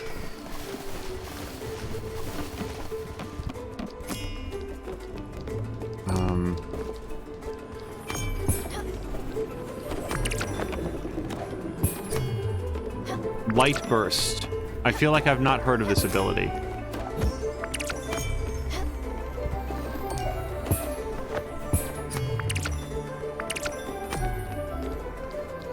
I cannot fall fast enough. Eesh.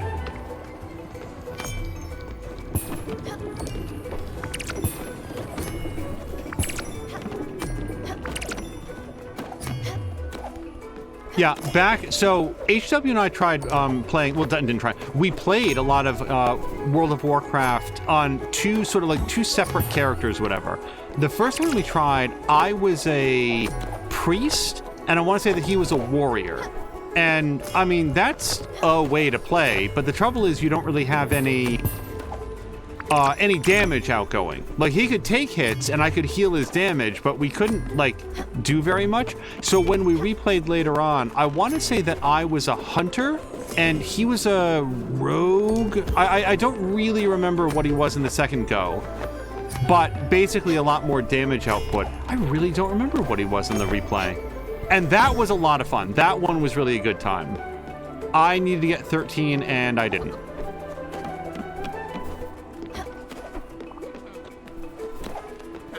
I didn't see the number until the end, but... How pitiful. You didn't catch nearly enough. You missed it by 2. You need to double down on your efforts. You cannot even accomplish an easy request. You have failed this task. Take a moment and try again later. However, if you feel the odds are against you, I can take into account your dedication and tenacity when I grade you. Does that sound fair? Sure? I'll take it under consideration. Next time, the difficult the challenge might be more suited for you, for your skill level. Geez, talk down to me more. I should have said no. I could do 13 if I wanted.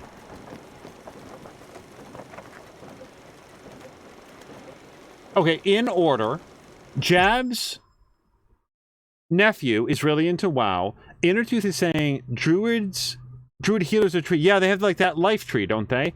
Innertooth was addicted to it. I was a druid healer and have some of the server first on my name. Wow, Jab. Or sorry, Innertooth, sorry. But I joined groups in my feral spec and outfit and yelling roar in raid chat, leaving loads of people like, wait, we need a healer, not a tank and DPS. I still play once or twice a month with Dutchies. I don't know Dutchies in this case. And then U5 is asking, have you tried Diablo 4 or not a fan of it?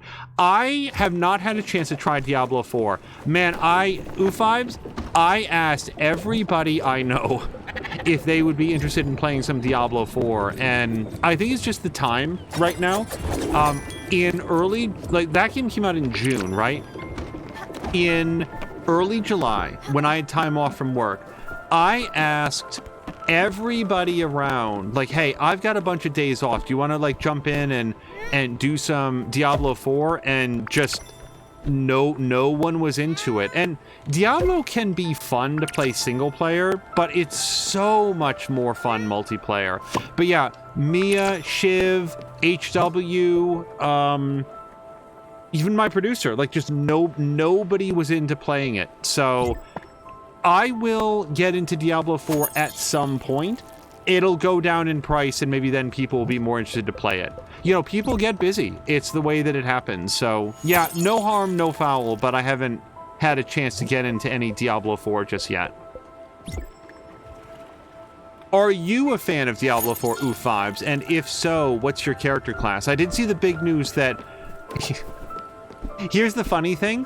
I was actually thinking that if HW and I played, he usually likes to play like warrior classes, like tanks or whatever, and probably the closest to that just out of the gate would be the barbarian. So I thought that he'd probably be barbarian, and then I wanted to play something that would be a complete counter to that, and something that I didn't really play in Diablo 3 very much. So I was thinking that I would go with a sorcerer. Turns out, barbarian and sorcerer, I didn't know this, were like the two most underpowered classes, and the ones getting like the most power-ups, like the most improvements in the forthcoming patch, which it probably makes it good that we didn't play. Maybe it would have been really frustrating. Did I? Oh, right. No, the chicken coop is full. I don't need to put in any more eggs. I am just now feeling a little bit surprised that at no point can we take one of the chickens and make chicken legs out of them. The Everlight can do a lot, but apparently it cannot sever the head of a chicken. Dutch people. Okay. But then, I feel like Moo also said something. Sorry to pause here, but just... Bum bum bum...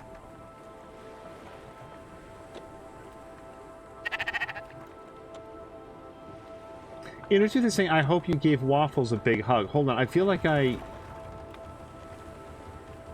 Did Moo say something about Waffles? Wait, no, what happened? Oh, Moo was saying to Solid Chrome Hickey that sounds like decidedly not fun, the end of year stuff. Waffles just got home, so I was talking with them for a few. Okay. That was what I'd missed. Wait, did something happen? But Waffles got home. And yes, that alone is deserving of a hug. U5 is enjoying it. They've played Rogue and Barbarian, but yeah, they pumped out a bunch of nerfs. Diablo 4 is one of those things that the forces on YouTube have been just serving up infinity videos on how Diablo 4 started out okay, but now is trash, and it's hemorrhaging players, and the devs have a lot to answer for, and all the rest. I haven't watched any of those videos because I don't really want to, like... I don't want to learn about a game by people who seem to have a financial interest in killing it. You know, that's not really, like, the source of information that I want to rely on. But one thing that I have seen reported by, like, news sites is that people were generally pretty unhappy with what they felt like were overall nerfs to the classes, and now it feels like the next patch is designed to address those. My opinion on all of it is, from everything I've read, all I can say is what I've read. Diablo 4 at launch was in a tremendously better shape than Diablo 3 was at launch, which isn't saying a lot. Like, almost anything would be better than Diablo 3 was at launch. And that Blizzard has been apparently working very hard to improve places where they feel like it's been lacking. So, if upon the announcement of the release of their first season pass, they are making some balance tweaks and so forth, I would say that's absolutely to be expected. I don't know, that doesn't seem controversial to me. Let's put in some of this wheat.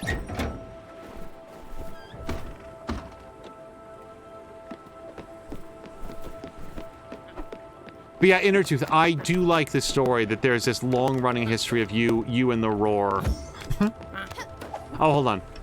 Student, talk.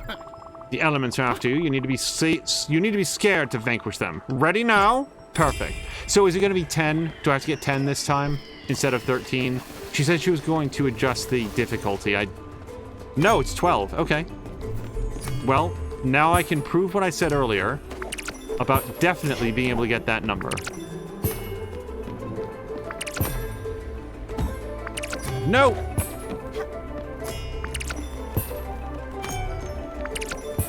Yeah, get all your S curves out. Did they also make these, like, slower? I'm feeling very Mia-ish right now that, like, how dare you have, like, nerfed the difficulty to this extent. I'm not gonna reload or anything, don't get me wrong, but yeah, it does. I do feel a little bit patronized too. Please give me one more. Ah, here we go. Down, down. There we go.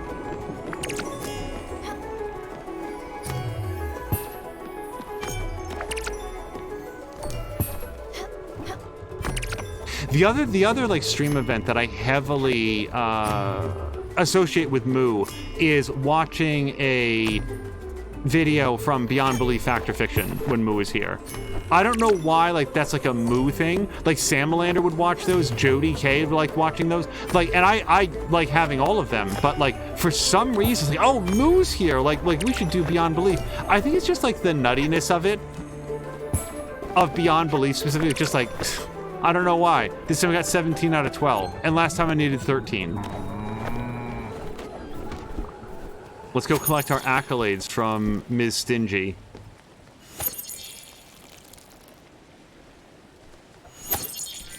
Moo is saying they're 14, they don't like hugs. Maxine is saying, hello to Maxine! Hello to Maxine! Who also gave the roar, and I didn't see it earlier. Maxine, I hope you've had a great Thursday so far. Oh, I'll say this about the Thursday. So, Thursdays, oh boy. Thursdays are when new games, new free games become available on Epic. And both of the free games this week are ones that have already been added to our accounts. And I really want you guys to understand that this is not a crisis. This is not me like, garble, garble, like, argue, I'm upset. They're free, man. Like, if they are now recycling free games that maybe other people wanted Loop Hero and didn't get it because they weren't logged in that day. Now they get another chance. That's awesome. Just like it was interesting that of the 2 games that they're giving away, we already have both of them. I can see that you're sweating a bit. Good. These challenges are supposed to be difficult. You have earned a carrot. Not a literal carrot, but a reward. Here it is. It's in the form of a challenge, however. I have nothing more to say to you. Feedback over. Hold on. Find a treasure at sea. Okay. Let me check her cubicle. Don't we need the XP potions for her cubicle? I don't remember. Build. No, no. Oh, I can definitely do this. Okay, let's do two things. Let's set a course for the treasure, or the closest fast travel point to the treasure, and then we'll do her thing. 40 and negative 50.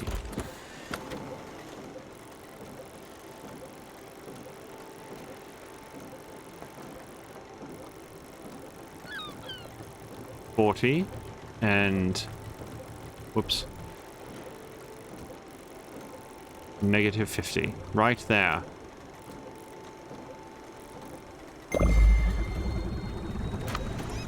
And then now that we've like marked it and we can see, so that's where it is. It's on the other side of the moon. Let's go to the bus stop because that's going to be way faster. So we're going to go here, and I'm going to loom up some linen, because we've actually been growing some of that. We should have some linen threads. Linen fiber, whatever it's called.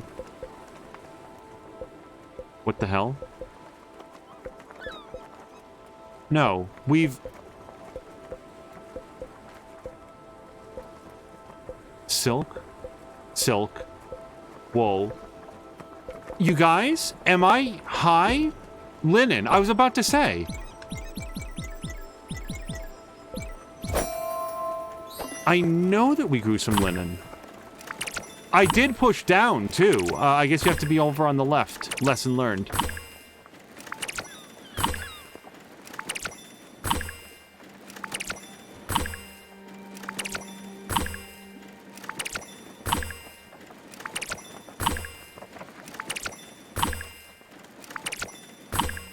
The interesting thing about, like, the way that my mom engages with World of Warcraft is that it really is all about, like, hanging out with people. Like, she goes out to get better gear and, like, improve her gear score and stuff, and she does the missions and she watches the cutscenes as they come up, but she's not really, like, going to, like, Taliesin and Evitel levels of, like, engaging with the story and, like, following all of the lore. I'd wager that she's probably gotten more... Hold on. Oh, well, we know that it's here.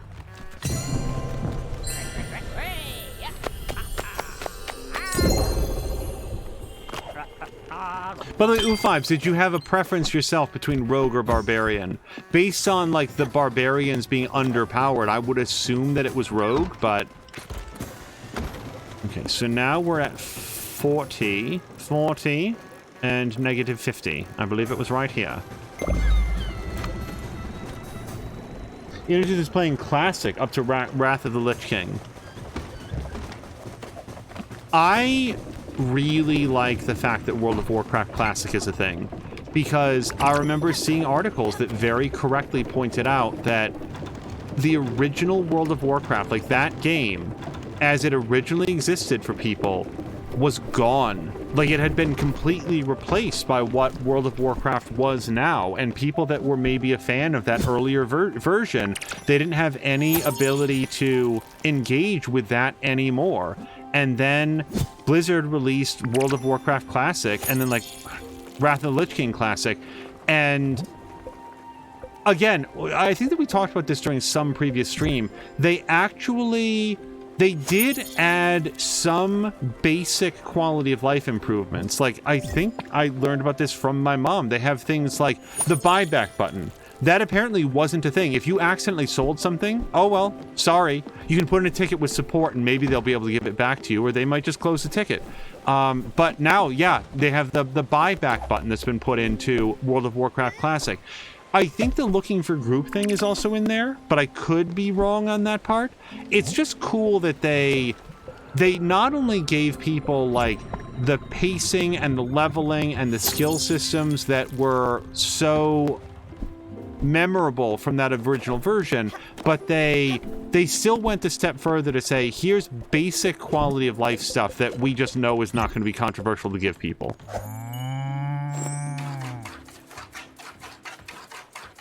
Innertooth is just doing raids with Dutch friends. Play on a private server. Multi-class buyback and quest helpers. Looking for group. Wardrobe and talent preview. It's all quality of life stuff. Yeah, but and like that's exactly it. All the actual mechanics are all there from the original, and that's really cool.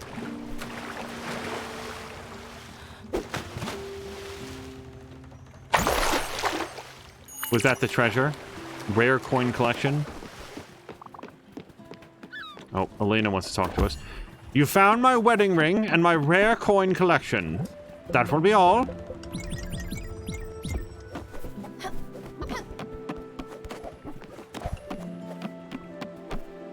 Whoops. Good haul, student. You made good on your promise to find these valuables. I know these bring back memories. Your ring from a past marriage. Those coins from your brother, you say. You need to stop thinking of such things. Your past will always bring you shame. Your past will bring you down. Your heart needs to guide you forward. I need you to do something hard, perhaps impossible in your current state. I need one of those valuables. Take your time to decide, then you can give it to me. I'll be in here. Student? I never really felt useful teaching the gifted ones, nor did I take pleasure in breaking the spirits of the weak ones, seeing them just struggle. Not knowing why these challenges were forced upon them, they did this to themselves. They had to be there, in class. They had one task, to listen. They were barely able to do that, and I loved every second of it. Because through hardship, they would learn how to survive, learn how to be better, learn how to stop being burdens and become leaders. Also, please give me one of those items. I think that I shall give her my wedding ring. It seems more sentimental than something that I may or may not have gotten from my brother. I don't actually see it here, though. Loose spices, spirit flower, cracker for animals, different spirit flower. There's the rare coin collection, but don't... Ah, here it is. Marriage ring. That must have been hard. Such is life. You live, you lose. Were you expecting something in return? I will let you have some time for yourself now, student. I specifically wanted to give her the more sentimental thing rather than the rare coin collection from my brother, because I feel like if Stella is to do this job, she needs to be prepared to set aside herself and focus on others. And that marriage is something that is done. That was for the land of the living. And now she has a different responsibility to help other people be ready to say goodbye to their loved ones and their loved things. I just like to point stuff like that out every once in a while. So it's just like, oh, just a totally random thing. There is method to the madness. Okay. I think I have the linen threads. I do not remember... Oh, really? Okay, so I need 2 more linen fabrics and 2 pine planks. Should be doable extremely quickly. Nope, that's silk. Wool. We'll do 2. I think this is going to give me probably 4, but no harm in having a few extras. There's 5 in total. Okay, so we've done that, and now pine planks. And I think it was only 2, but we'll probably plank a little bit more. Nope. Oh, no, that is right. Boy, remember when planking was considered like an internet prank? Or like an internet meme anyway? Like people just like being extremely rigid boards in unusual places. And now they've got like, and this I'm about to say is super old, the milk crate challenge, where you climb up a stack of milk crates and then they collapse underneath you and you probably break several bones. Like just internet memes, internet pranks have not developed towards the better. Okay, let's get ourselves a house for what's-her-face, Elena. Doesn't leave much to the imagination. On record is saying I'm pretty sure that Jackie is going to be wanting lodgings of his own. He doesn't really seem like the type to be like, yeah, I'm fine. Don't worry about it. I got everything I need right here in the guest house. It's well lived in, but I like to say that's well loved.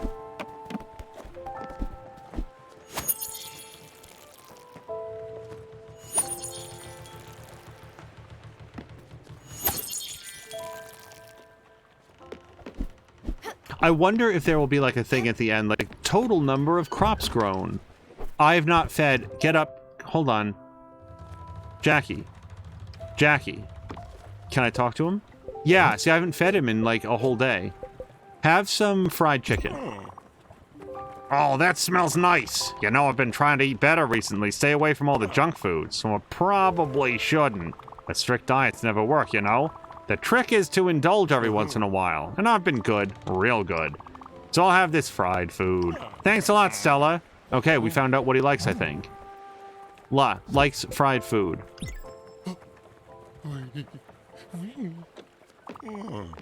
HR told us about PDA. Glad to see you're not a square. Okay, here's your cubicle. Madam. Oh, she immediately went to sleep. So we'll have to talk to her tomorrow morning. And then, like, it's the apiary then that demands the...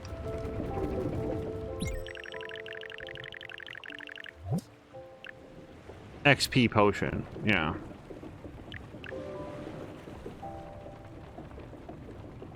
Yeah, so I'm reading it now. The house that Honey built, its bulk prevents planting crops in the plot underneath it. So this will take up... We'll probably have to do a new field.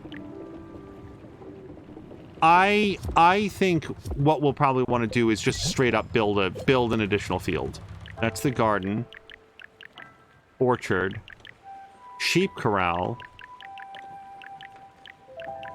Field. We need one maple log. Let's just lumber that maple log.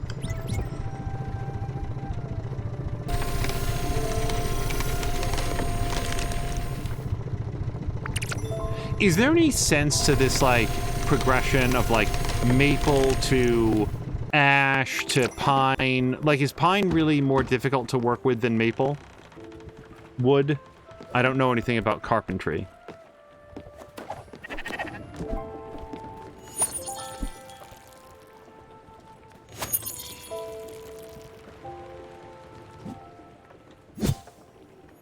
Yeah, boy, the last like 4 days of this week have been really, really nice, and you can feel the humidity coming back up fast. This was expected. They said it in the weather.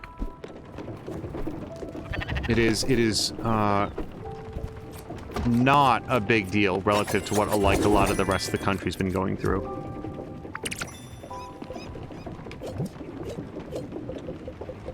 By the way, I didn't really get a chance to circle back to this with Moo, but I'm glad to hear that Grumpy is doing better, you know, on the mend.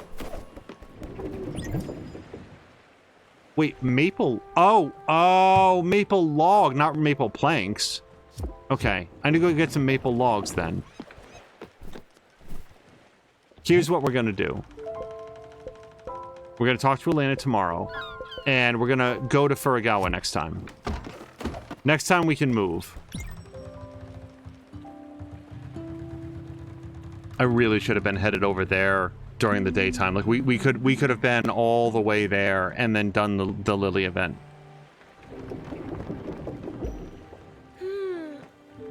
Okay, here's what we'll do. Furugawa, I think, is pretty close. No, actually it's not. Furugawa's over here, yeah?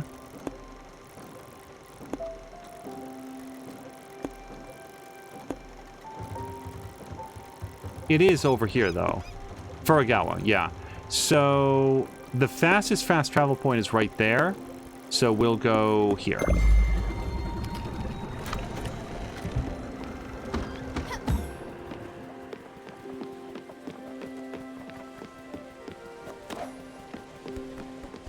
She slept in her cubicle last night. She's gonna, like, give it back to us.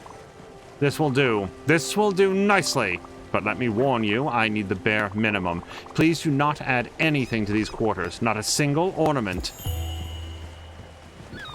Student? I have another teaching for you, and you're tough enough to not be broken. I need you to take... Seriously? Like on a research trip, though, right? Because that seems unusual.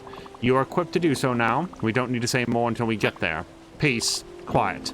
That is good practice. It starts now. Jeez, maybe we'll go there first instead of going to, like, the Lily thing. I am headed to a fast travel point. I just don't... Yeah, we're headed to this fast travel point. All right, so be it.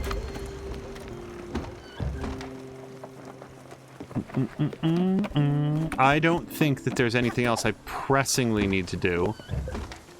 Obsessively shear the sheep.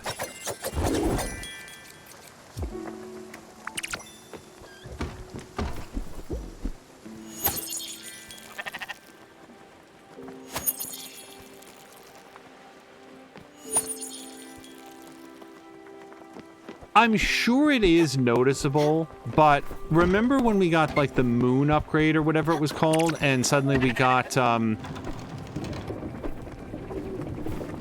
a 60, or the upshot from that was a 60% speed increase to the boat?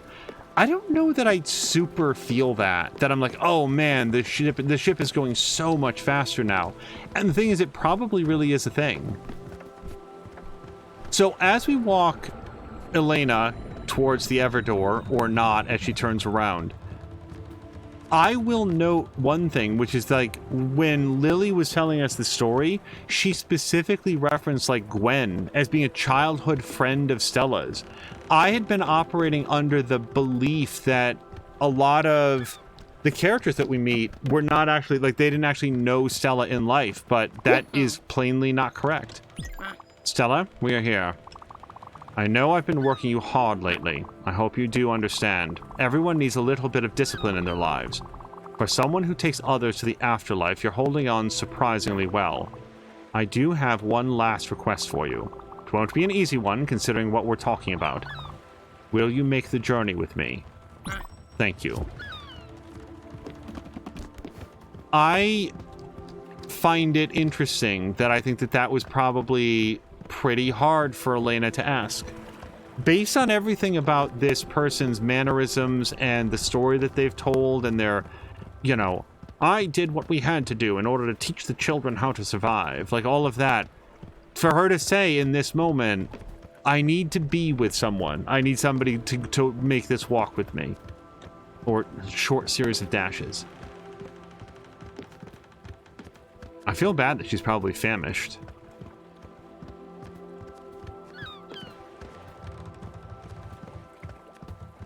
Jackie's here like, yeah. Is anyone gonna sleep in her place? Oh wait, there's no ornaments. So, you were my first student in this place. I don't think you deserve a passing grade. I won't hold it against myself, and neither should you. A lesson you should learn from this: if life is hard, you should not be hard to it. People have the ability to change. You have the ability to change. You can shape how you want to be. I know that this is sometimes a tradition, the passing of a legacy, the token at the end, an heirloom, something for you to remember my time here. I do not wish to give you one. However, I have prepared something greater. Tasks and requests from the great beyond that you will receive. A useless object will not make you think of me, but lessons will. I've assigned you more homework.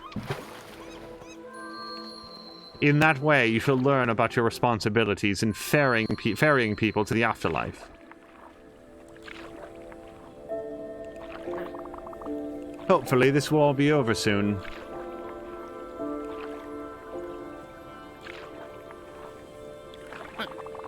Let me think of something. Okay. I'll just say it. I just want to say, truly, from teacher to student, I am proud. You did good work.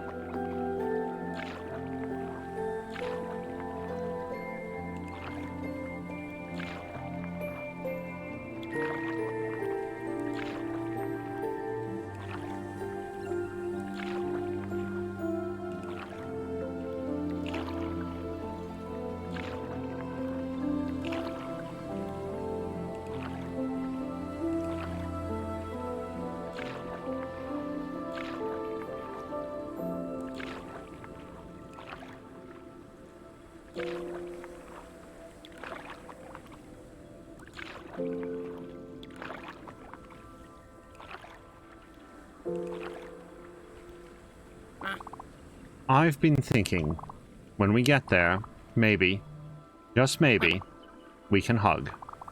We'll see how I feel.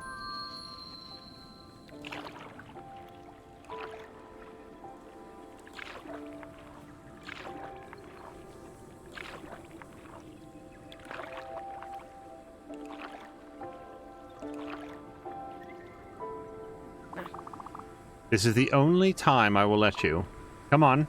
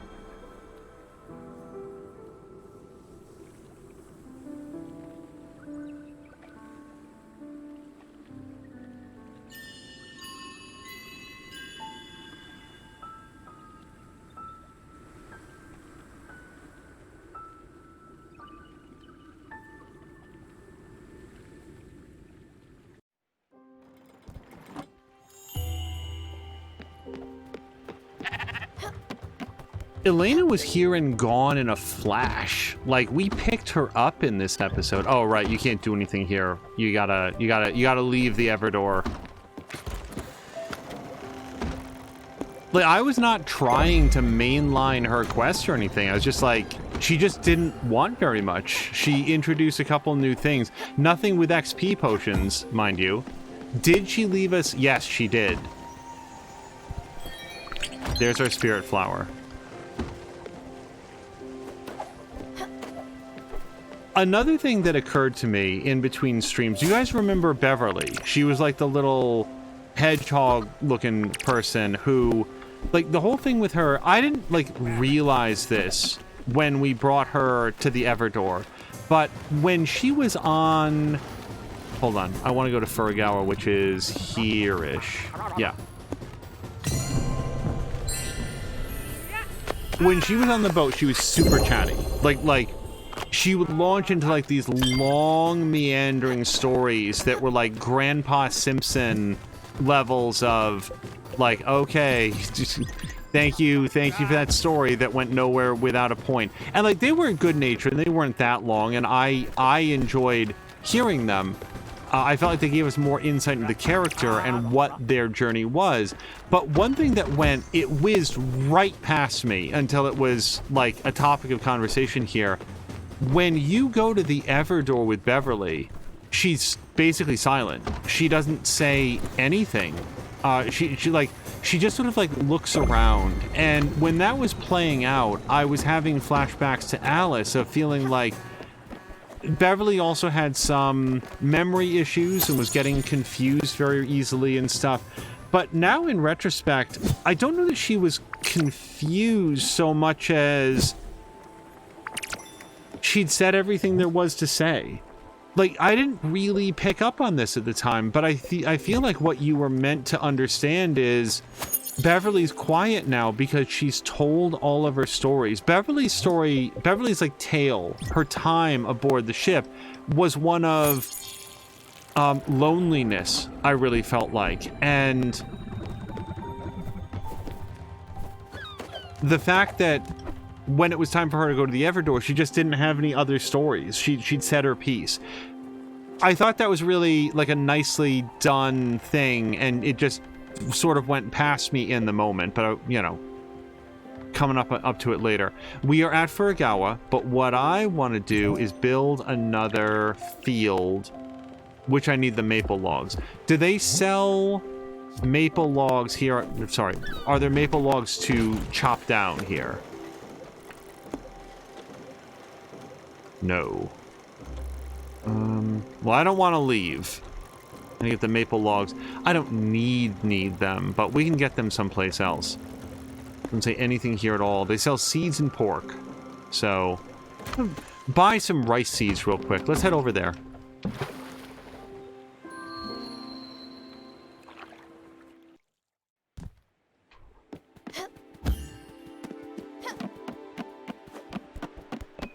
There's probably versions of this game where people don't drop off any of their friends at the Everdor, but sort of keep them around for a while.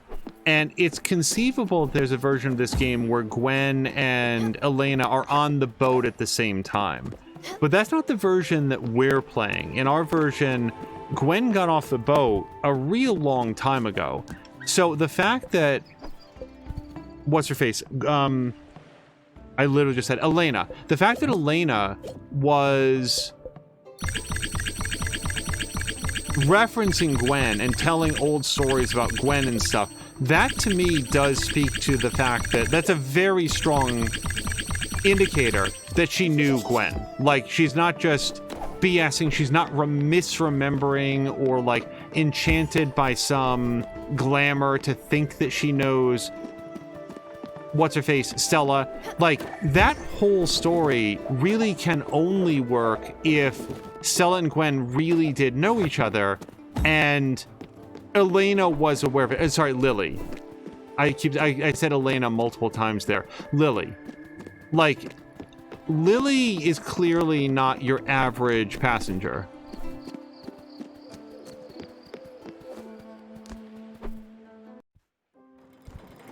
All right, let's wait until nighttime.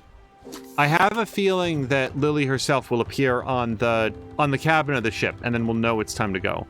Just pass some time here, relaxing by the ocean surf.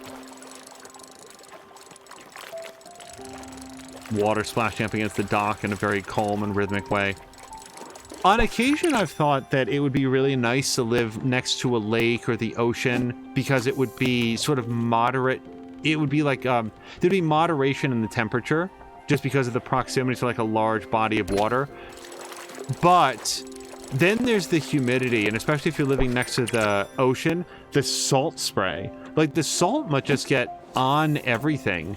You don't have to be living like right on the beach, I don't think, for just like there to be extra deposits on things of just that salt. Maybe I'm wrong. Maybe you can just live up on a cliffside above the ocean, everything's fine, but... Okay. Yes, we are ready to go. I'm gonna hug Lily once before we go do this. Don't crush too many of those butterflies that she's made out of.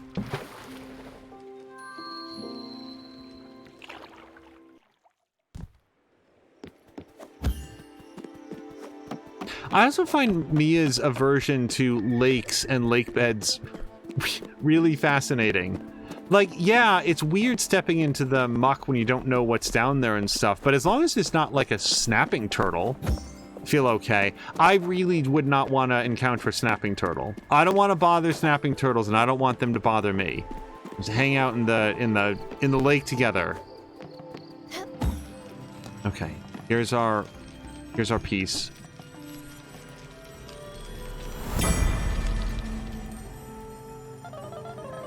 This photo album sure makes you look well-traveled, sis. Listen up, because I'm going to read your embarrassing postcard.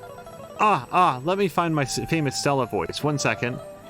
Dear Mom and Dad and Lily, my trip has been amazing so far. I'm even making friends. What a boring thing to say. At this rate, this summer vacation will be gone in a flash. Last weekend, I went to Shirakawa-go in the Toyama Prefecture. I took a tour to visit these beautiful rice paddies. It was an impressive sight. Next to these incredible houses at the bottom of the mountains, it was especially beautiful at night with the glow of the moon. Oh, Stella, you perv. He's an art curator from Germany. He's creating an art exhibition in Nagasaki. The tour was in Japanese, so he helped me with some of the nuances. He gave me his address and invited me to his show. I miss you all, and I can't wait for you to visit me in a few months. Stella. P.S. Stay out of my room, Lily. I didn't. Wow. You were so outgoing. I don't remember ever being like that. So full of life. I was always a bit dramatic, let's say. I wonder if you went to see Gustav's exhibition. Oh, interesting. That was his name, right? Really? Sorry, I just would never have thought that Gustav was at one time a romantic interest of Stella's. He certainly didn't behave like he was. We never got to go on that trip to see you. Dad got sick around that time. He had trouble walking. His body was swelling and everything hurt him. I never understood why they kept it from you. They probably knew you'd come back as soon as they told you, to take care of him. I got to see Dad get sicker and sicker. I wasn't able to do anything to help. I still remember your face when you got home. For a second, it was like you didn't recognize him. Let's keep going. It's not like you've ever shied away from death. You basically made it your whole world. I'm sure you've got some pictures of when you moved to Montreal. Let's take a look. If I was to guess, this would be Nordweiler? Even though that's not really, like, Canadian, that name, I don't think. It's sort of, like, way up to the north. It's one of those islands that I remember the name of it.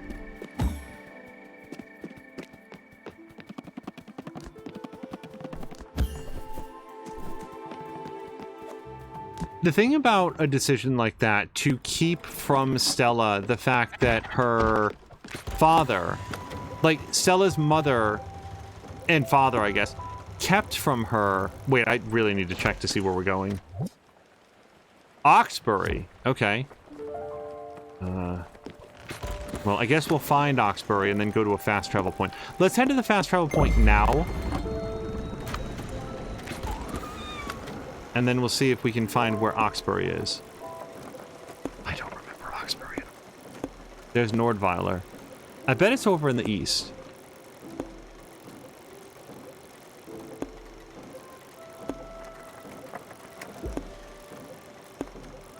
Didn't this happen last time? Wasn't I, like, looking for... Oh, there's Oxbury. Okay, and it's right next to a fast travel point.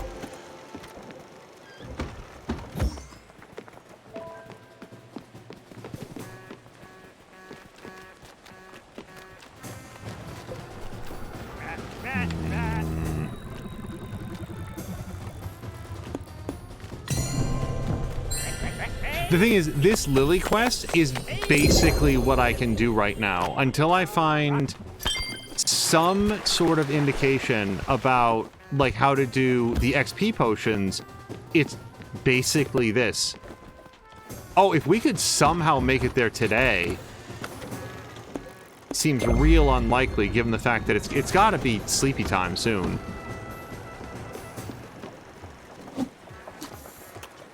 But it's not far. We'll find out.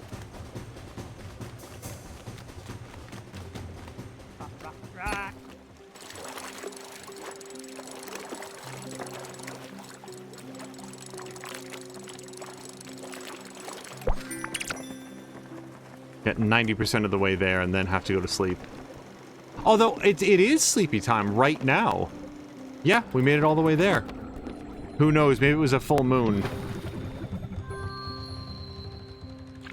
Oof.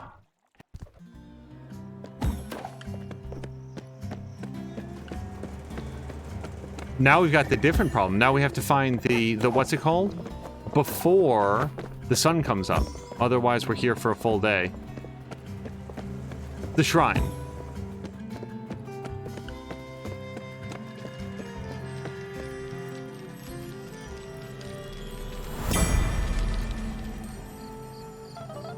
That's your first Montreal apartment, isn't it?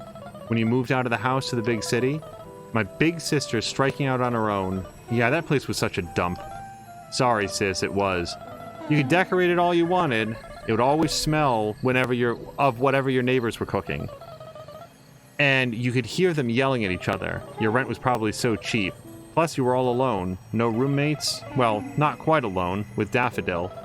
Speaking of which, I'm still mad at you for taking the family cat. I don't remember us talking that much during that time. You were busy with work. I was still in high school, not paying much attention. I don't think we ever had that much in common, except death, maybe. For me, after Dad, I had to do something about it. I was trying to shut it out, but it kept coming anyways. I don't know how you can deal with it constantly.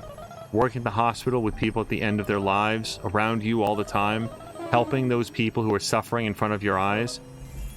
There was Summer. She did not go quick. Okay, Summer was another person that Stella 100% knew. That cancer stayed inside of her and took its time. I remember talking about how a lot of Summer's story felt like it was about cancer. It even gave her some hope, but it came back harsher. Mom was devastated. It's probably for the best that Rose wasn't around to see it. Rose was so kind-spirited and fragile. Losing her dear Summer would have broken her heart. I remember going to Summer's house with Mom, with all of those plants and that heat. It was like a sauna. She said something about the body being like all living things, especially plants. I just remember being mad and sweating a lot. Then there were the friends you made along the way. That Giovanni and his wife Astrid. Wow, so she really did know all these people. I was completely wrong. Well, I've said my piece on it. I just didn't think that she would have known all of the people that she met over here. To hear you talk about them, they were basically your adoptive grandparents. And the stories that would come out of their mouths, the cheating, the lies, the heartbreak, all those headaches. Can you imagine what Giovanni put Astrid through? But she was right at his side at the end. Even if she had moved on. Even if she had found someone else. He was her one and only Joe. Forever. They both knew that they only had each other in the end. That's how I want to go out, sis. Holding the hand of the one I adore. I think I need a refill. Maybe stretch my legs a bit. I'll be back in a minute. Don't you go anywhere. Hello to Grumpy. Grumpy, Mood said that there was, like a brief period of recovery, but you were back on the bike today. I hope it's gone well and that you're feeling good and had a great bike ride and maybe a good day at work.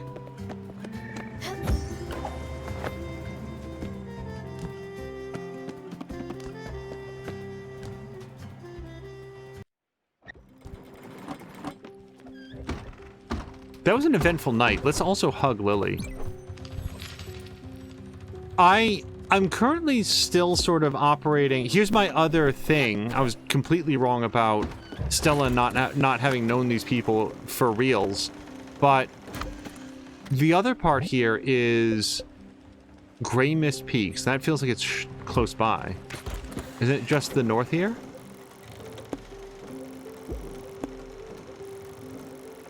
Yeah, this is so close. I don't even think it's worth going to the bus stop for. Oh, the other thing is that, like, all of it is not actually Stella being a Spiritfarer, but is sort of like a prolonged,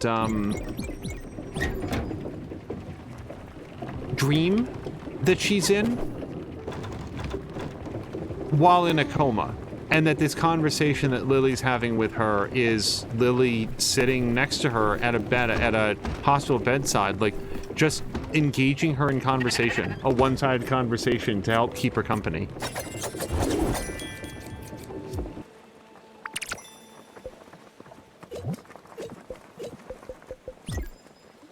I don't actually know what I gave her. I was aiming at the cherries just because we have so many.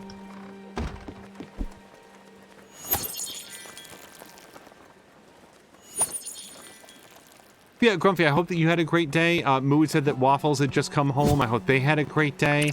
Littlest Bug. Yeah, I haven't been planting as many sunflowers as I was before. I don't know why we're being allowed to travel at night, but I'm glad for it. Like, we're making great strides, great progress here. So, it'll take a second to get to where we're going. Yesterday... Oh, it's gonna be one of the tasks from, what's-her-face? Elena.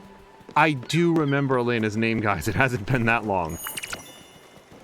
A letter from Elena. Well, let's see what we've got. Stella, you have a bit more to go. I think you can upgrade your stations. Yeah, probably. I think you've had enough time off. I've marked a few errands for you to do. Francis will provide you with the details. Is Francis the traveling salesman? Probably. And those were the 2 letters. Okay. I mean, we're here if it's nighttime, if we can find the shrine.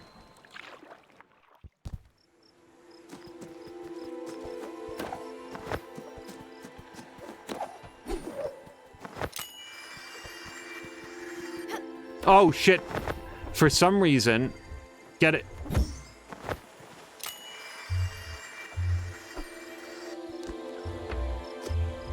Is this where I want to be? This doesn't feel like anything right now.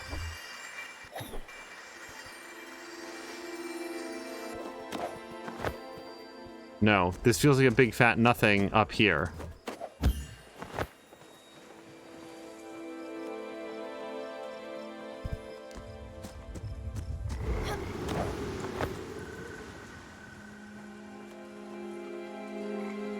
We'd blow that again. Oish. And... oh, there is something up there. Oh, you guys, I don't think I ever noticed that the constellations of the people are actually in the background there. That's so cool. I mean, now I've immediately stepped away from that, but still.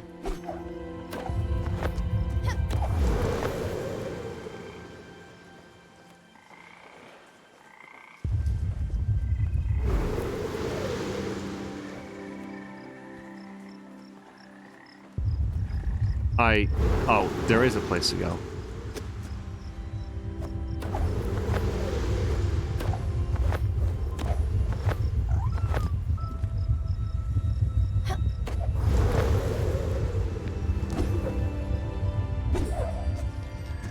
I did not think we were going to make it tonight. This is 2 shrines in one night. Hey, I'm back. I'm sad to report that there were no cute doctors wandering the halls. Look at you. You look so frail. But even on your hospital bed, you're still gorgeous. Well, this whiskey bottle is half empty. Let's just go ahead and say that you drank the rest. Do you remember that phone call you gave me? That phone call you gave me last year? You had taken a sabbatical from work. I had to call the center to learn about it.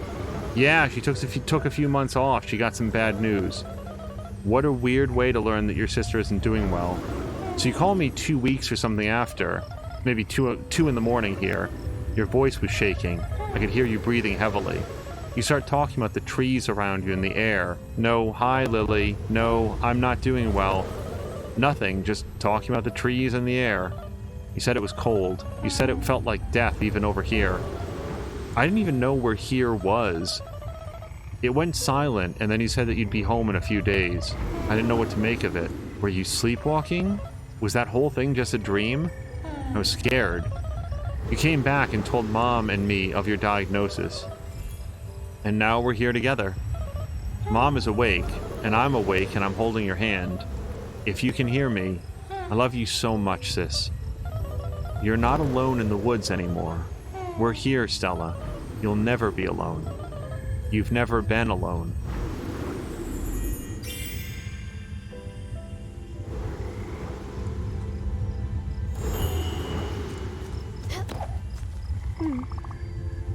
You are the chosen one. What a wonderful day it is. Pretty soon we'll all be saved.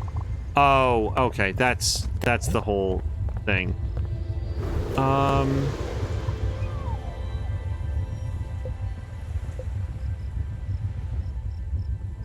I can't really do that. Improve the field with a beehive. Bring Stella and Daffodil. Stella and Daffodil to the Everdoor. That, my time has come. I'm no longer alone. Lily and Mom are with me, holding my hand somewhere out there. Whoa. So here's the trouble. Like, before we make any decisions, and I'm gonna share that I feel pretty comfortable doing that. I don't... The lack of XP potions.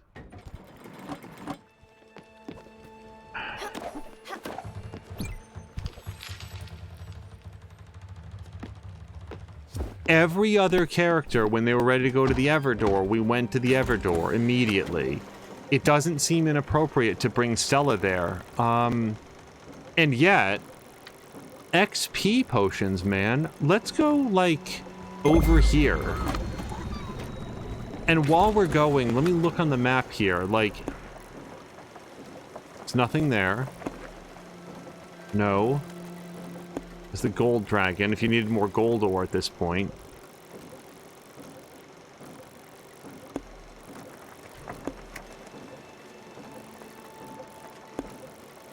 There is a little bit of a mystery right here, isn't there? Like, there's something there. We could go check that out.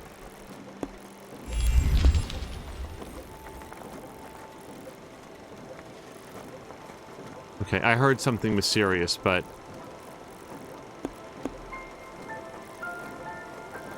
I don't understand the lack of... Like, there's question marks here. We could go check that place out. And then we could, like, wander around down here. Usually, though, the game has been pretty darn good about waypointing you towards, like, what you're supposed to head towards. And then there's been, like, these... Oh, look, we're at the edge of the world, actually. Oh, Mia, thank you so much for the resubscription. 44 months. Happy sub-anniversary indeed. Mia, I really appreciate it. Intertooth is asking, wait, did I miss a Mia stream? Oh, and sorry, Maxine had also commented on...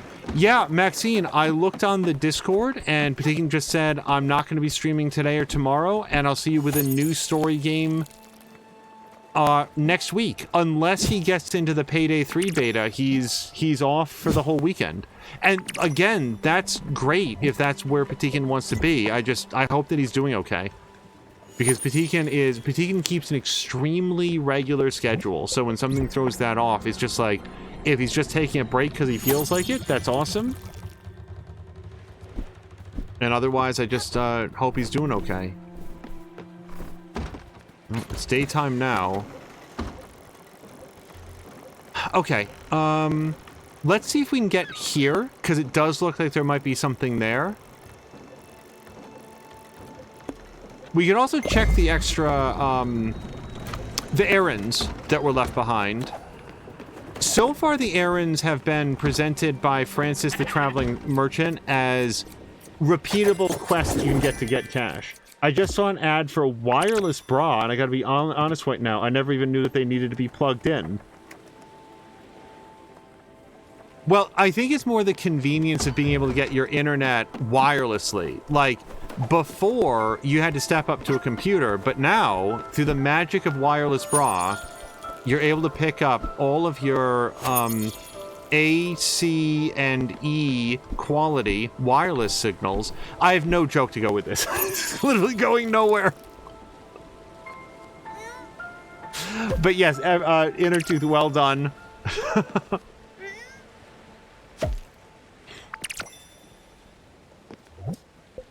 Grumpy is saying honk once for Google, twice for Facebook. Oh no.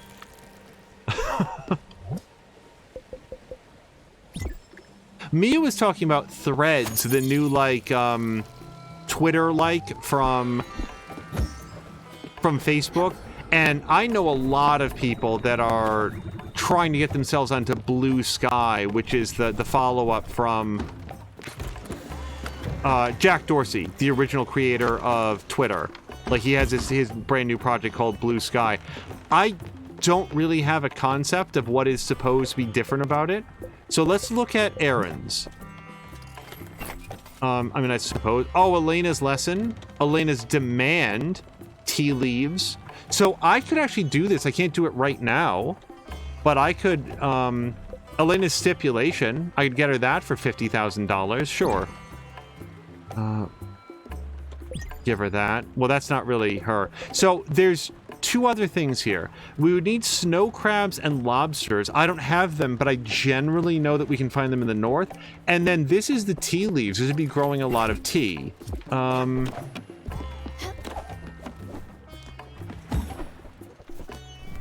Here's the thing. I don't remember right now if you grow tea in the field or in the garden. It's probably abundantly clear to somebody else, but I don't happen to know.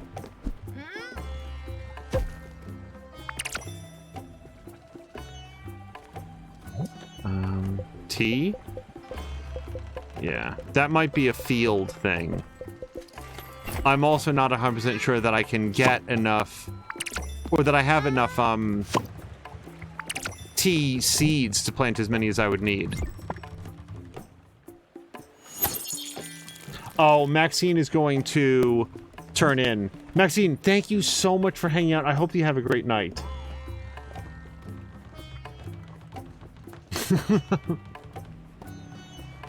Energy is saying, hey Ariel, as in the Little Mermaid, why do you wear seashells? Because B shells are too small and D shells are too big. I've not heard that one before.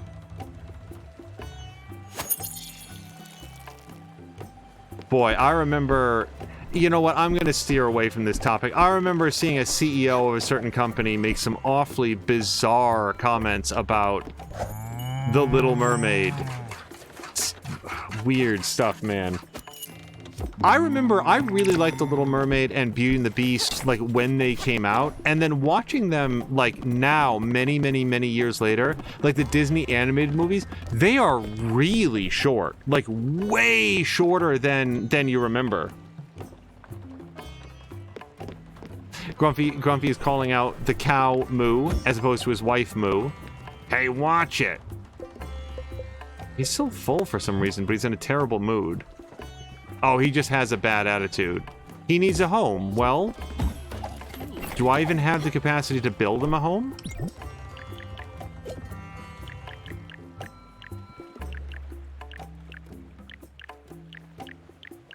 Not that I know of.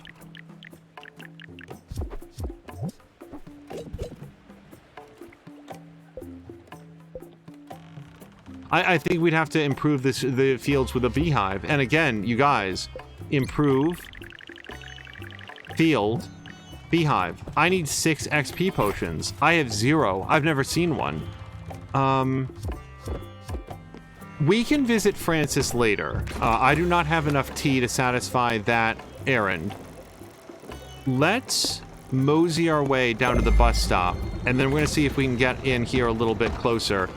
I'll do a little bit of fishing here, but sea crabs and such, those are north. Those are up by, like, Nordweiler and those sort of, like, northern areas where it's cold. They're beyond the ice shelf. Moo was here earlier, yes. Hopefully Moo is off doing something fun or, you know, cool with the family. Anchovy. That feels like the first anchovy that we've caught.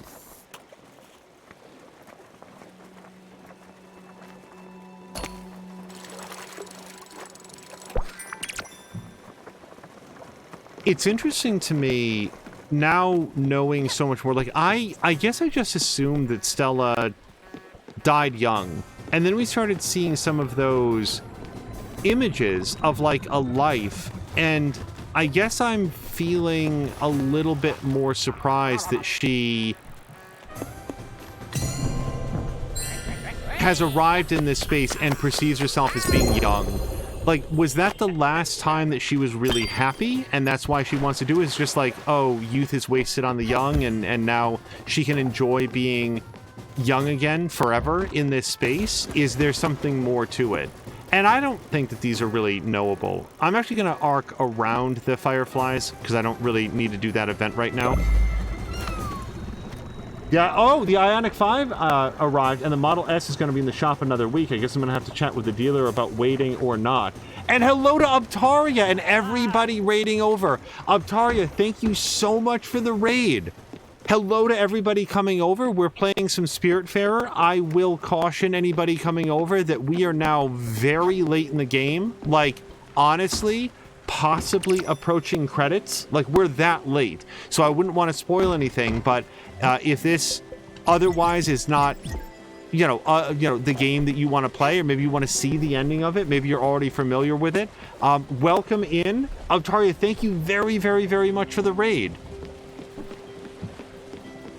I don't know if you were here on the day, but I will say that I did speak to App when he was here about the Extra Life Marathon, and he had said to, like, send him a text, so I sent over what I had, and at this point, if he's interested, I would love to, like I said to him, I'll give you any information that you can, but this goes for you too, Uptaria, and anybody else who's curious. Basically in the DM, I said, look, the thing that we have the most challenging time with is there's a browser plugin that you can use to show, like, the the donations and like how close you are to your goal in real time, and it works great once you like get it set up and linked properly. And that above anything else is what we always struggle with to get just right. It's always like, is it working? It looks like it's working.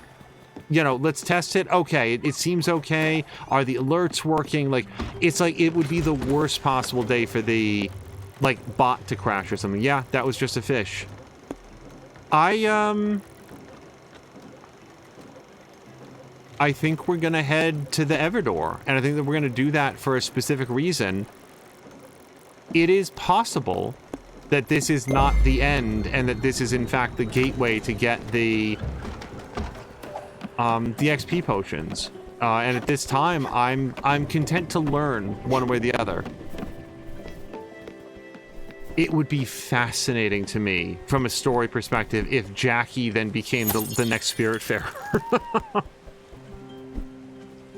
Have you found the D&D player character?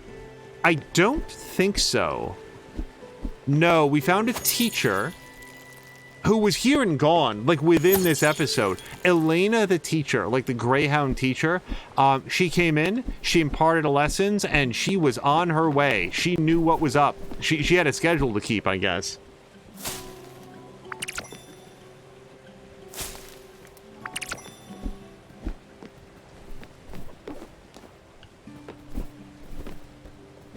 So many silk, what are these? Silk fibers. And no, like, so few things to spend the silk on.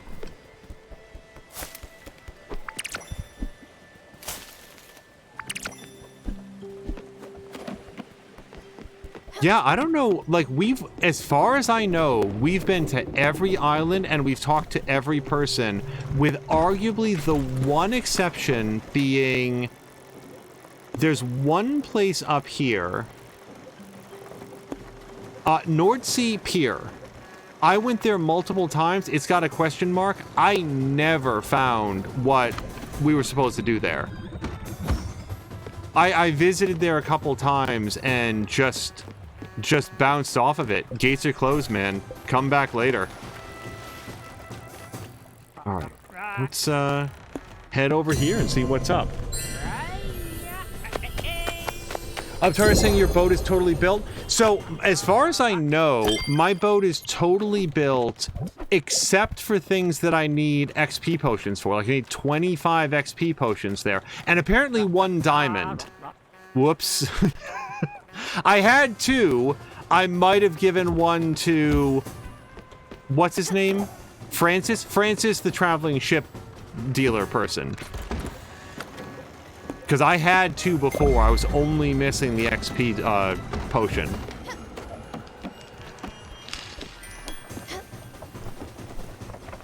I wonder if it's relaxing being made of butterflies.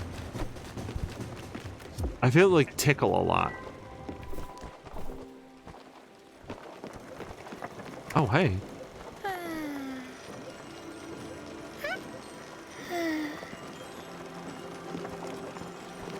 Daria, don't take this the wrong way, but why are you here?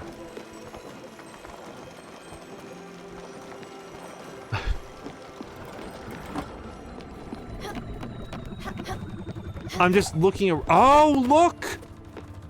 Oh, we get to hug Gustav again. Hold on, we have to visit everybody now.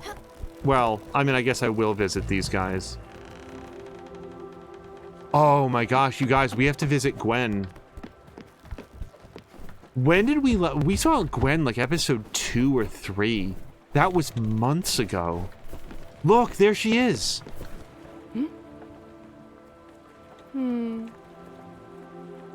Oh, Abtaria, like, the other thing is that, like, in doing the Lily story, it's become apparent that we do get another hug. I didn't say it at the time.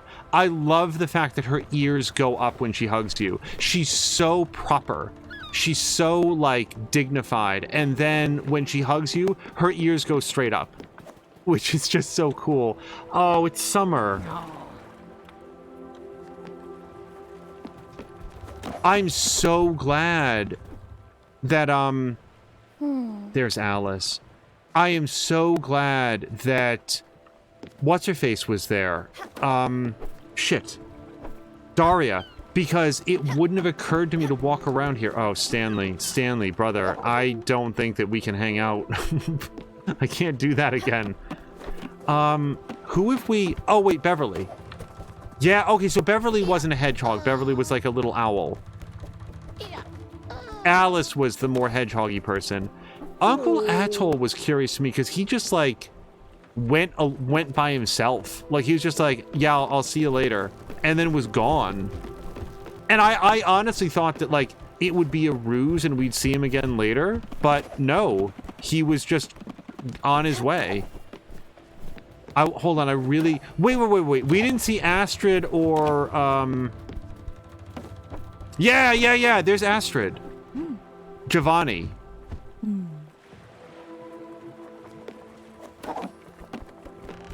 I very nearly missed them. And they don't say anything either. They're just here for support. Hold on, I just want to double check. Yeah, that was Stanley. Okay. There's only one person we didn't hug in the last 60 seconds. I'm sure it says, you know who we need to hug, our little birdie friend. Was that Beverly? I want to make sure that I don't miss anybody. Seriously. Did I miss anybody? I feel like we got everybody. I'm gonna kick myself if I lose anybody. But we definitely got Beverly. We got Summer, Alice, Astrid, Giovanni, Stanley, Gustav, Beverly, Uncle Atoll. I think that's it.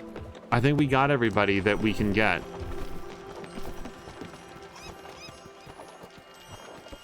Hello to Jelly Buns. Jelly Buns, I think that you might be here.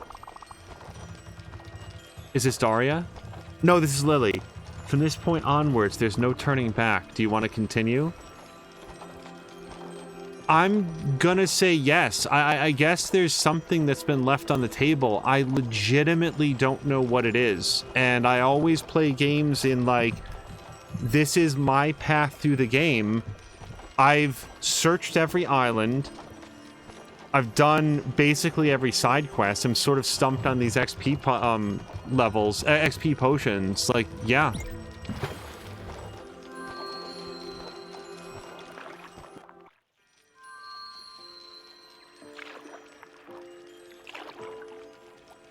I should have put Daffodil back in her traditional color. I actually like the dust or whatever it's called here, but...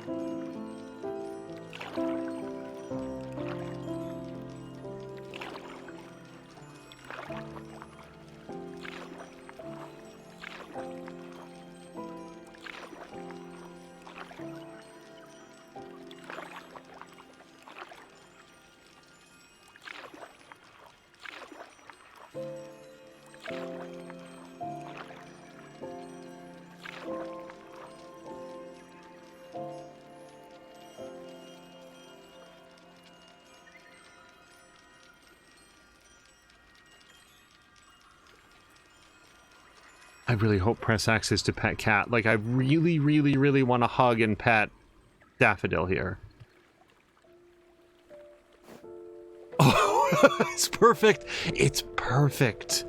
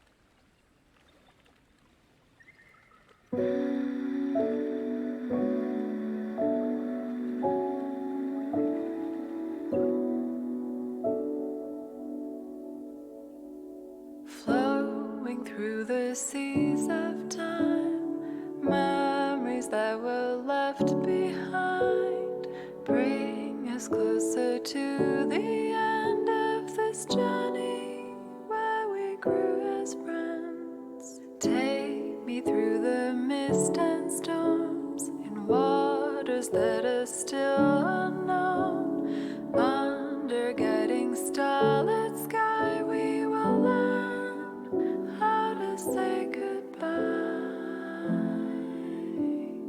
And I'll take your hand and guide you through all the steps one takes to move on to a place, a world unseen to us all. But it's okay, we'll be together.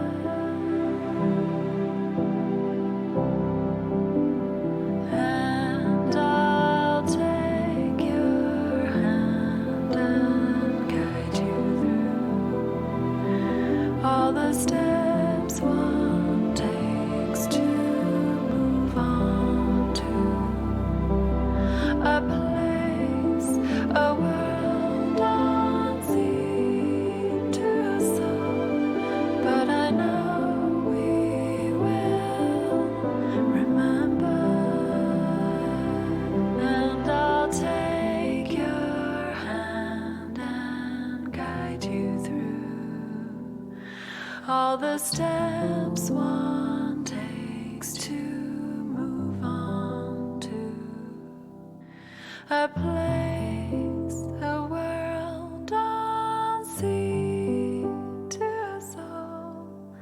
But it's okay, we'll be together, my friend.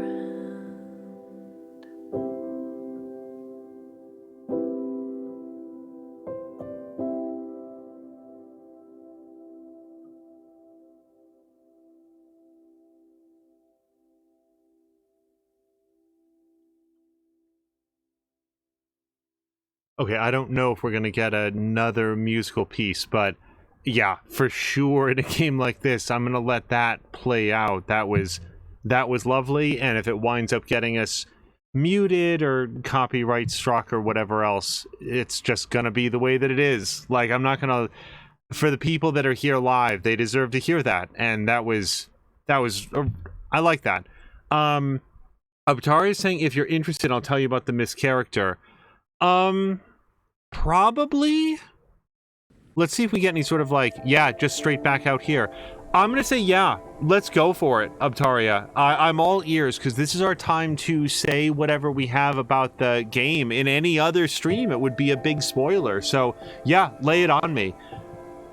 This game was really good. I didn't know anything about it. I talked about this at various points. I knew that it was 2D. I knew that it had a boat. I had never seen it in action, and I have to start by talking about the quality of the animation. This game looks better than professionally animated cartoons that I grew up watching on TV. Like, there's so much care and attention put into dynamic animations that the characters do, that Stella does, as you are dynamically giving commands on the controller. It's so well executed, and it feels so snappy. I never got tired of looking at this game and its color palette and seeing the little animations play out, whether it was swimming or diving, and I was so happy that we got to pet Daffodil one last time there, because at the end it was like, oh, I didn't...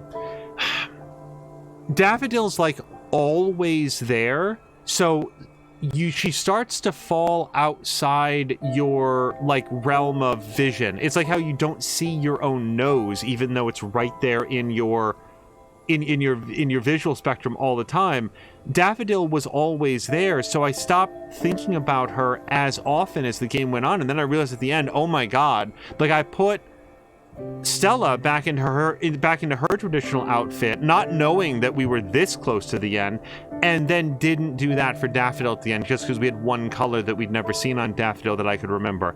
I think she'll be cool with it, but yeah, the animation was so well done. The music was really fitting at all times. I guess some people didn't like the fast travel seal music. I didn't really bother me one way or the other, so I just left that on. In terms of the gameplay mechanics, I will just throw out there that it would have been nice to be able to set your course, even if you couldn't travel at night, to be able to consult the map table and say, here's where I'd like to be going first thing tomorrow. That would have been a nice quality of life thing. Not a huge crisis, just like something that occurred to me a few times as we went. I feel about this game rather like I do about Subnautica, in that it has a crafting-based progression system where at certain points you are metered in your progression by your need to have a particular crafting item, and you may not know where to get it, but once you find it, you have enough. Like, this game is not interested in saying, go find 30 of this very rare element that's going to be very difficult to find. Once you know where to look, you're going to be pretty good. So it's an incentive to explore, but not a punishment.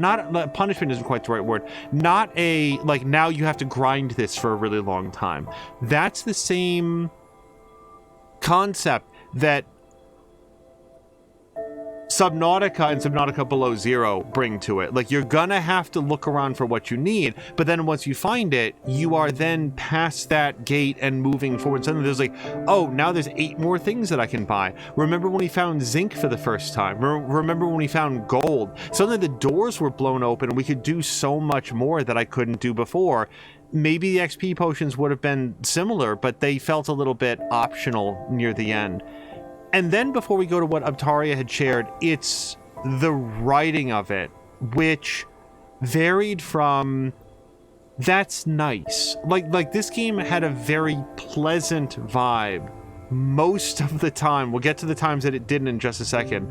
But this was a game that I would frequently turn to on Monday evenings, Sunday evenings, near the beginning of the work week in particular, just because there was something very chill about it. Not something. You were fishing, you were farming, you were milking the cows, you were talking to people and giving them their favorite foods.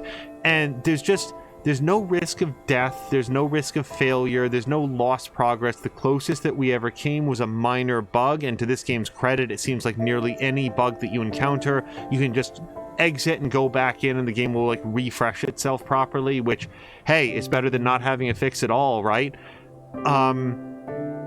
So, like, most of the time, this is an incredibly relaxing game.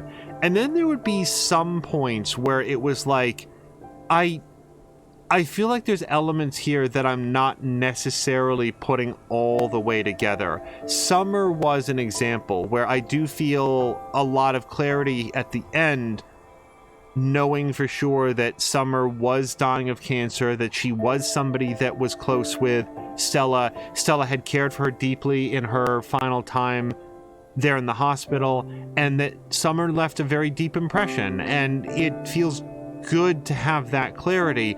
In the moment, I was like, there's more going on here, because it feels like Summer is talking about cancer, but also in an almost affectionate way. And yeah, we probably got some clarity on that as well, because the cancer would sort of like go into remission for periods of time and lead Summer to feel hopeful. And I guess Summer's path there at the end of life was to make peace with this condition that was killing her, to find some way to be okay with it, because that was better than the hopelessness of it. Like, I might as well learn to love this because it is the circle of my life. I maybe didn't want to go out this way, but I have to make peace with it because it is what's going to happen. I didn't get real emotional about Summer at the time, but now talking about it, it's like,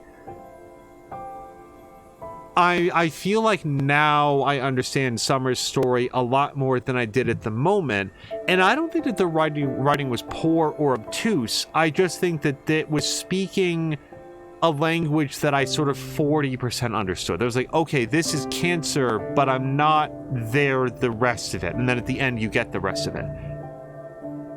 And then there's the time that it just hits you like a wrecking ball, at least me. And we can't go into it, like we just can't. But like if you were here, you saw Alice, you saw Stanley, you saw the points where the writers sort of tell these various stories about people making peace with moving on. And some of those are going to land differently for people depending on their personal life journeys. And a couple of them hit real hard in the way they were intended to.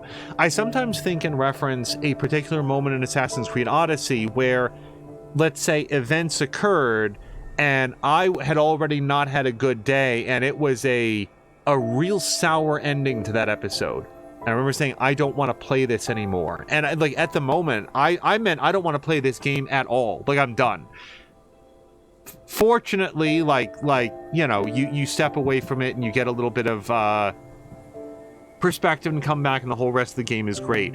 But there's a couple of points in that game where it's like, this didn't feel like it was executed in a very thoughtful way, and maybe they were reaching, in Odyssey I'm talking about, for sometimes some shock value, which maybe went, in my opinion, a little bit further than it needed to. In this game, it's not about shock value. It's about sharing the stories about the people that Stella knew. See, I don't know that I can talk about this. Like, it's it's a very effective game, is where I'm going with it. And it didn't feel exploitative. It didn't feel like it was trying to demand that you feel a particular way. And moreover, when the credits start rolling in this game, and the first section that it shows you are the people who have passed away, maybe during the production, maybe people that were just like, they worked on the production, they wanted to include somebody in the credits. When that's where it starts, not game director, not produced by, not, voice acted by, there's no voice acting, but those who have passed, that really says something about where the hearts were of the people that made it. At least that's my interpretation of it, and I think that that is very, very well done. So that's what I have to say about Spiritfarer. We talked about... I can't talk intelligently about the music. I liked it. You can hear it right now. There were lots of piano music. And I'm trying to remember if there was... Yeah, no, there's definitely some stringed instruments, like when you're going through the Everdoor and stuff. And just how... I was thinking there at the very end, in that final paddle out, the red waters around the Everdoor... I don't think that I can imagine another context in which seeing like a lake of bright red water would not be ominous and foreboding. But there's something about the way that the Everdoor pulls it off where it feels like it's unnatural, but not menacing. that this really is taking you someplace that is other, but it's not something to be scared of. It's not something to be threatened by. So I thought that was interesting. That's about everything that I have to say. So, possible additional spoilers for people who don't want to know this. I don't know what you've watched in this playthrough, and then you wouldn't want to know this part, but let's read what Abtaria has to say. There's a bat-like character you can get towards the end. They had a side game where they basically play D&D with you and spawn these cardboard cutouts that you have to attack and get the XP potion that way.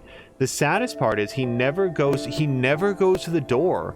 He talks to you about it and opens up that he's gone before, and nothing happens. So he's the last one on your boat to see you off. That is sad, jeez. Abtaria says, I loved everything about this game so much. Exactly, this game was a masterpiece in the experience of death and grieving. And then Kay, hello to Hazen that Kay. I arrived just for the end. Yes, we just wrapped up, and I've just sort of like talked a bit about like what my thoughts were, and hopefully like any game that you play on stream, it's somebody's favorite game out there. And even in the event that I didn't like a game for some reason, I would hope that people who listen to the summation would come away with like, well, I mean, he engaged with it fairly. He saw it through, he cared about it, and was like, you know, really gave it a fair shot. And hopefully that's doubly true when it's like, yeah, I really enjoyed this game. This game filled a slot that I wasn't aware I was looking for, but this sort of like really relaxed break from other things. Like playing this in tandem with Dying Light 2, which was like the big other game that we were playing through most of this playthrough, was definitely a choice. Not in a bad way, but just the two games would be difficult to imagine two games further apart. I mean, it's like playing Tetris and Modern Warfare 2. They're just, well, even Tetris is frantic. This is further away even than that example that I came up with, because this is pure, chill, emotional vibes, and Dying Light 2 had some cool story stuff in it, but was big, bloody combat, frantic fight all the time. And yeah, I really, really enjoyed this game all the way through. And we'll go out in the way that we came in. It would be hard to know less about a game coming in. So this really was the experience of discovering all of this with you guys in real time. Like what is the game about? What's the gameplay loop like? What's the writing about? What's the subject matter even about? It was great. I really had a great time with it. Taria, I have one additional question if you have a moment. Do you have any sense on what is the difference between this, which is the Farewell Edition, and any previous version? Is it more characters, more story? Did they tweak anything that you're aware of? Quality of life updates, balancing changes? Just sort of like generally curious, what's the difference with Farewell Edition? Because that's certainly something that's Google about. Taria is not sure because she's only played the Farewell Edition. Yeah, fair enough. It's one of those things that sort of comes up out of curiosity as you're playing, like, I played the most up-to-date release that there is, and it makes you curious, what was the previous release like? And if I were to guess, probably some refinements to the script and writing around certain characters, maybe an additional character. Like, for all I know, I'll say this. If somebody told me that Elena, the teacher, was one of the things added in the Farewell Edition to add some more endgame content around anything else that you needed to do, that you could also do those errands, that I would be like, yeah, that makes perfect sense. Because Elena didn't go with anybody else. There was no dialogue between Elena and the other characters, and there wasn't a lot of interaction between the characters, but Astrid and Giovanni clearly go together. Bruce and Mickey were actually one character, but there were there were certain, like, I don't remember a single scene where Uncle Atoll and Gwen ever interacted directly with each other, but it still felt like they knew each other. There was just something about having them on the boat at the same time that felt correct. And you know what? I take it back, because although they didn't interact directly, Uncle Atoll, like, references the fact when Gwen isn't there. They talk about each other. What's her face? I keep forgetting her name. Elena. Like, Elena's the name of a character in Uncharted. It should be easy to remember. Elena never, to my memory, talked about anybody else on the boat. Nobody else in the boat, there weren't a lot of people, but nobody else in the boat ever talked about Elena. Elena felt like an optional DLC character. And I don't say that as like, oh, she felt out of place and I'm mad about it. It's just, she didn't fit somehow in the way that so many of the others did. Jackie had this long story about working at the hospital and perhaps over medicating Daria and then going off and quitting his job, and then he sneaks aboard the boat. Like, there's so much to Jackie's story. And then in the same time period, we get Elena, who shows up and departs lickety split, just immediately in and out. So that's just a note about, did I say Daria? Elena. If I said anybody else, I'm talking about Elena. Elena felt like, here's a character that, like, we can add pretty quickly and add some more content to the post game as they, like, add extra events. And I could be completely wrong about it. I love how your playthrough is uniquely yours. The order in which you got characters was different than mine, and I love that. Taria, I love that as well. There's no, like, game experience that I think that I value quite as much as the one where everybody's going to have a little bit of a different experience. And sometimes that can be narrative. Sometimes that can be, like, the places that you go and the things that you see. Sometimes it can be the places you don't go and the things you don't see, but somebody else does. And they can come to shape your perception of the game. And that's what happens here. Like, maybe in the sequence that things played out, they came to color my opinion of the game one way or the other, and then somebody else will play it and they'll do things in a different order, and it'll be like a different experience for them. I really legitimately love that. That's it. That's everything that I have to wow, really tripped over that last part. That's everything that I have to say about Spiritfarer. This was a great playthrough. I enjoyed it very much, and thank you all so much for coming with me on this journey. Yeah, maybe someday I'll find the strength to really deconstruct the stories of Stanley and Alice, but that will not come today, because even talking about the characters that didn't land quite as strongly with me, I was like, ooh, this game still hits hard. Yeah, and it's interesting that from a gameplay perspective, it feels so well suited to players of all ages and skill levels. Like, there's more and less efficient ways and speedy ways through the game, but no way to really fail. Like, you'd really have to go out of your way to set yourself back in any meaningful way. And then the subject matter is like, I'm not sure that I could recommend this to Don't Trust the Waffles or somebody else that's young. I feel like the parts that wouldn't go over their heads would be absolutely devastating. It's a completely different experience. So, yeah, that's it. We're going to call it here and go find somebody fun to raid. You guys, this was awesome. Thank you very much for joining me for our complete playthrough of Spiritfarer, and we will see you in the days to come for something brand new. Until next time, you guys, thank you so much, and I hope you have a great night.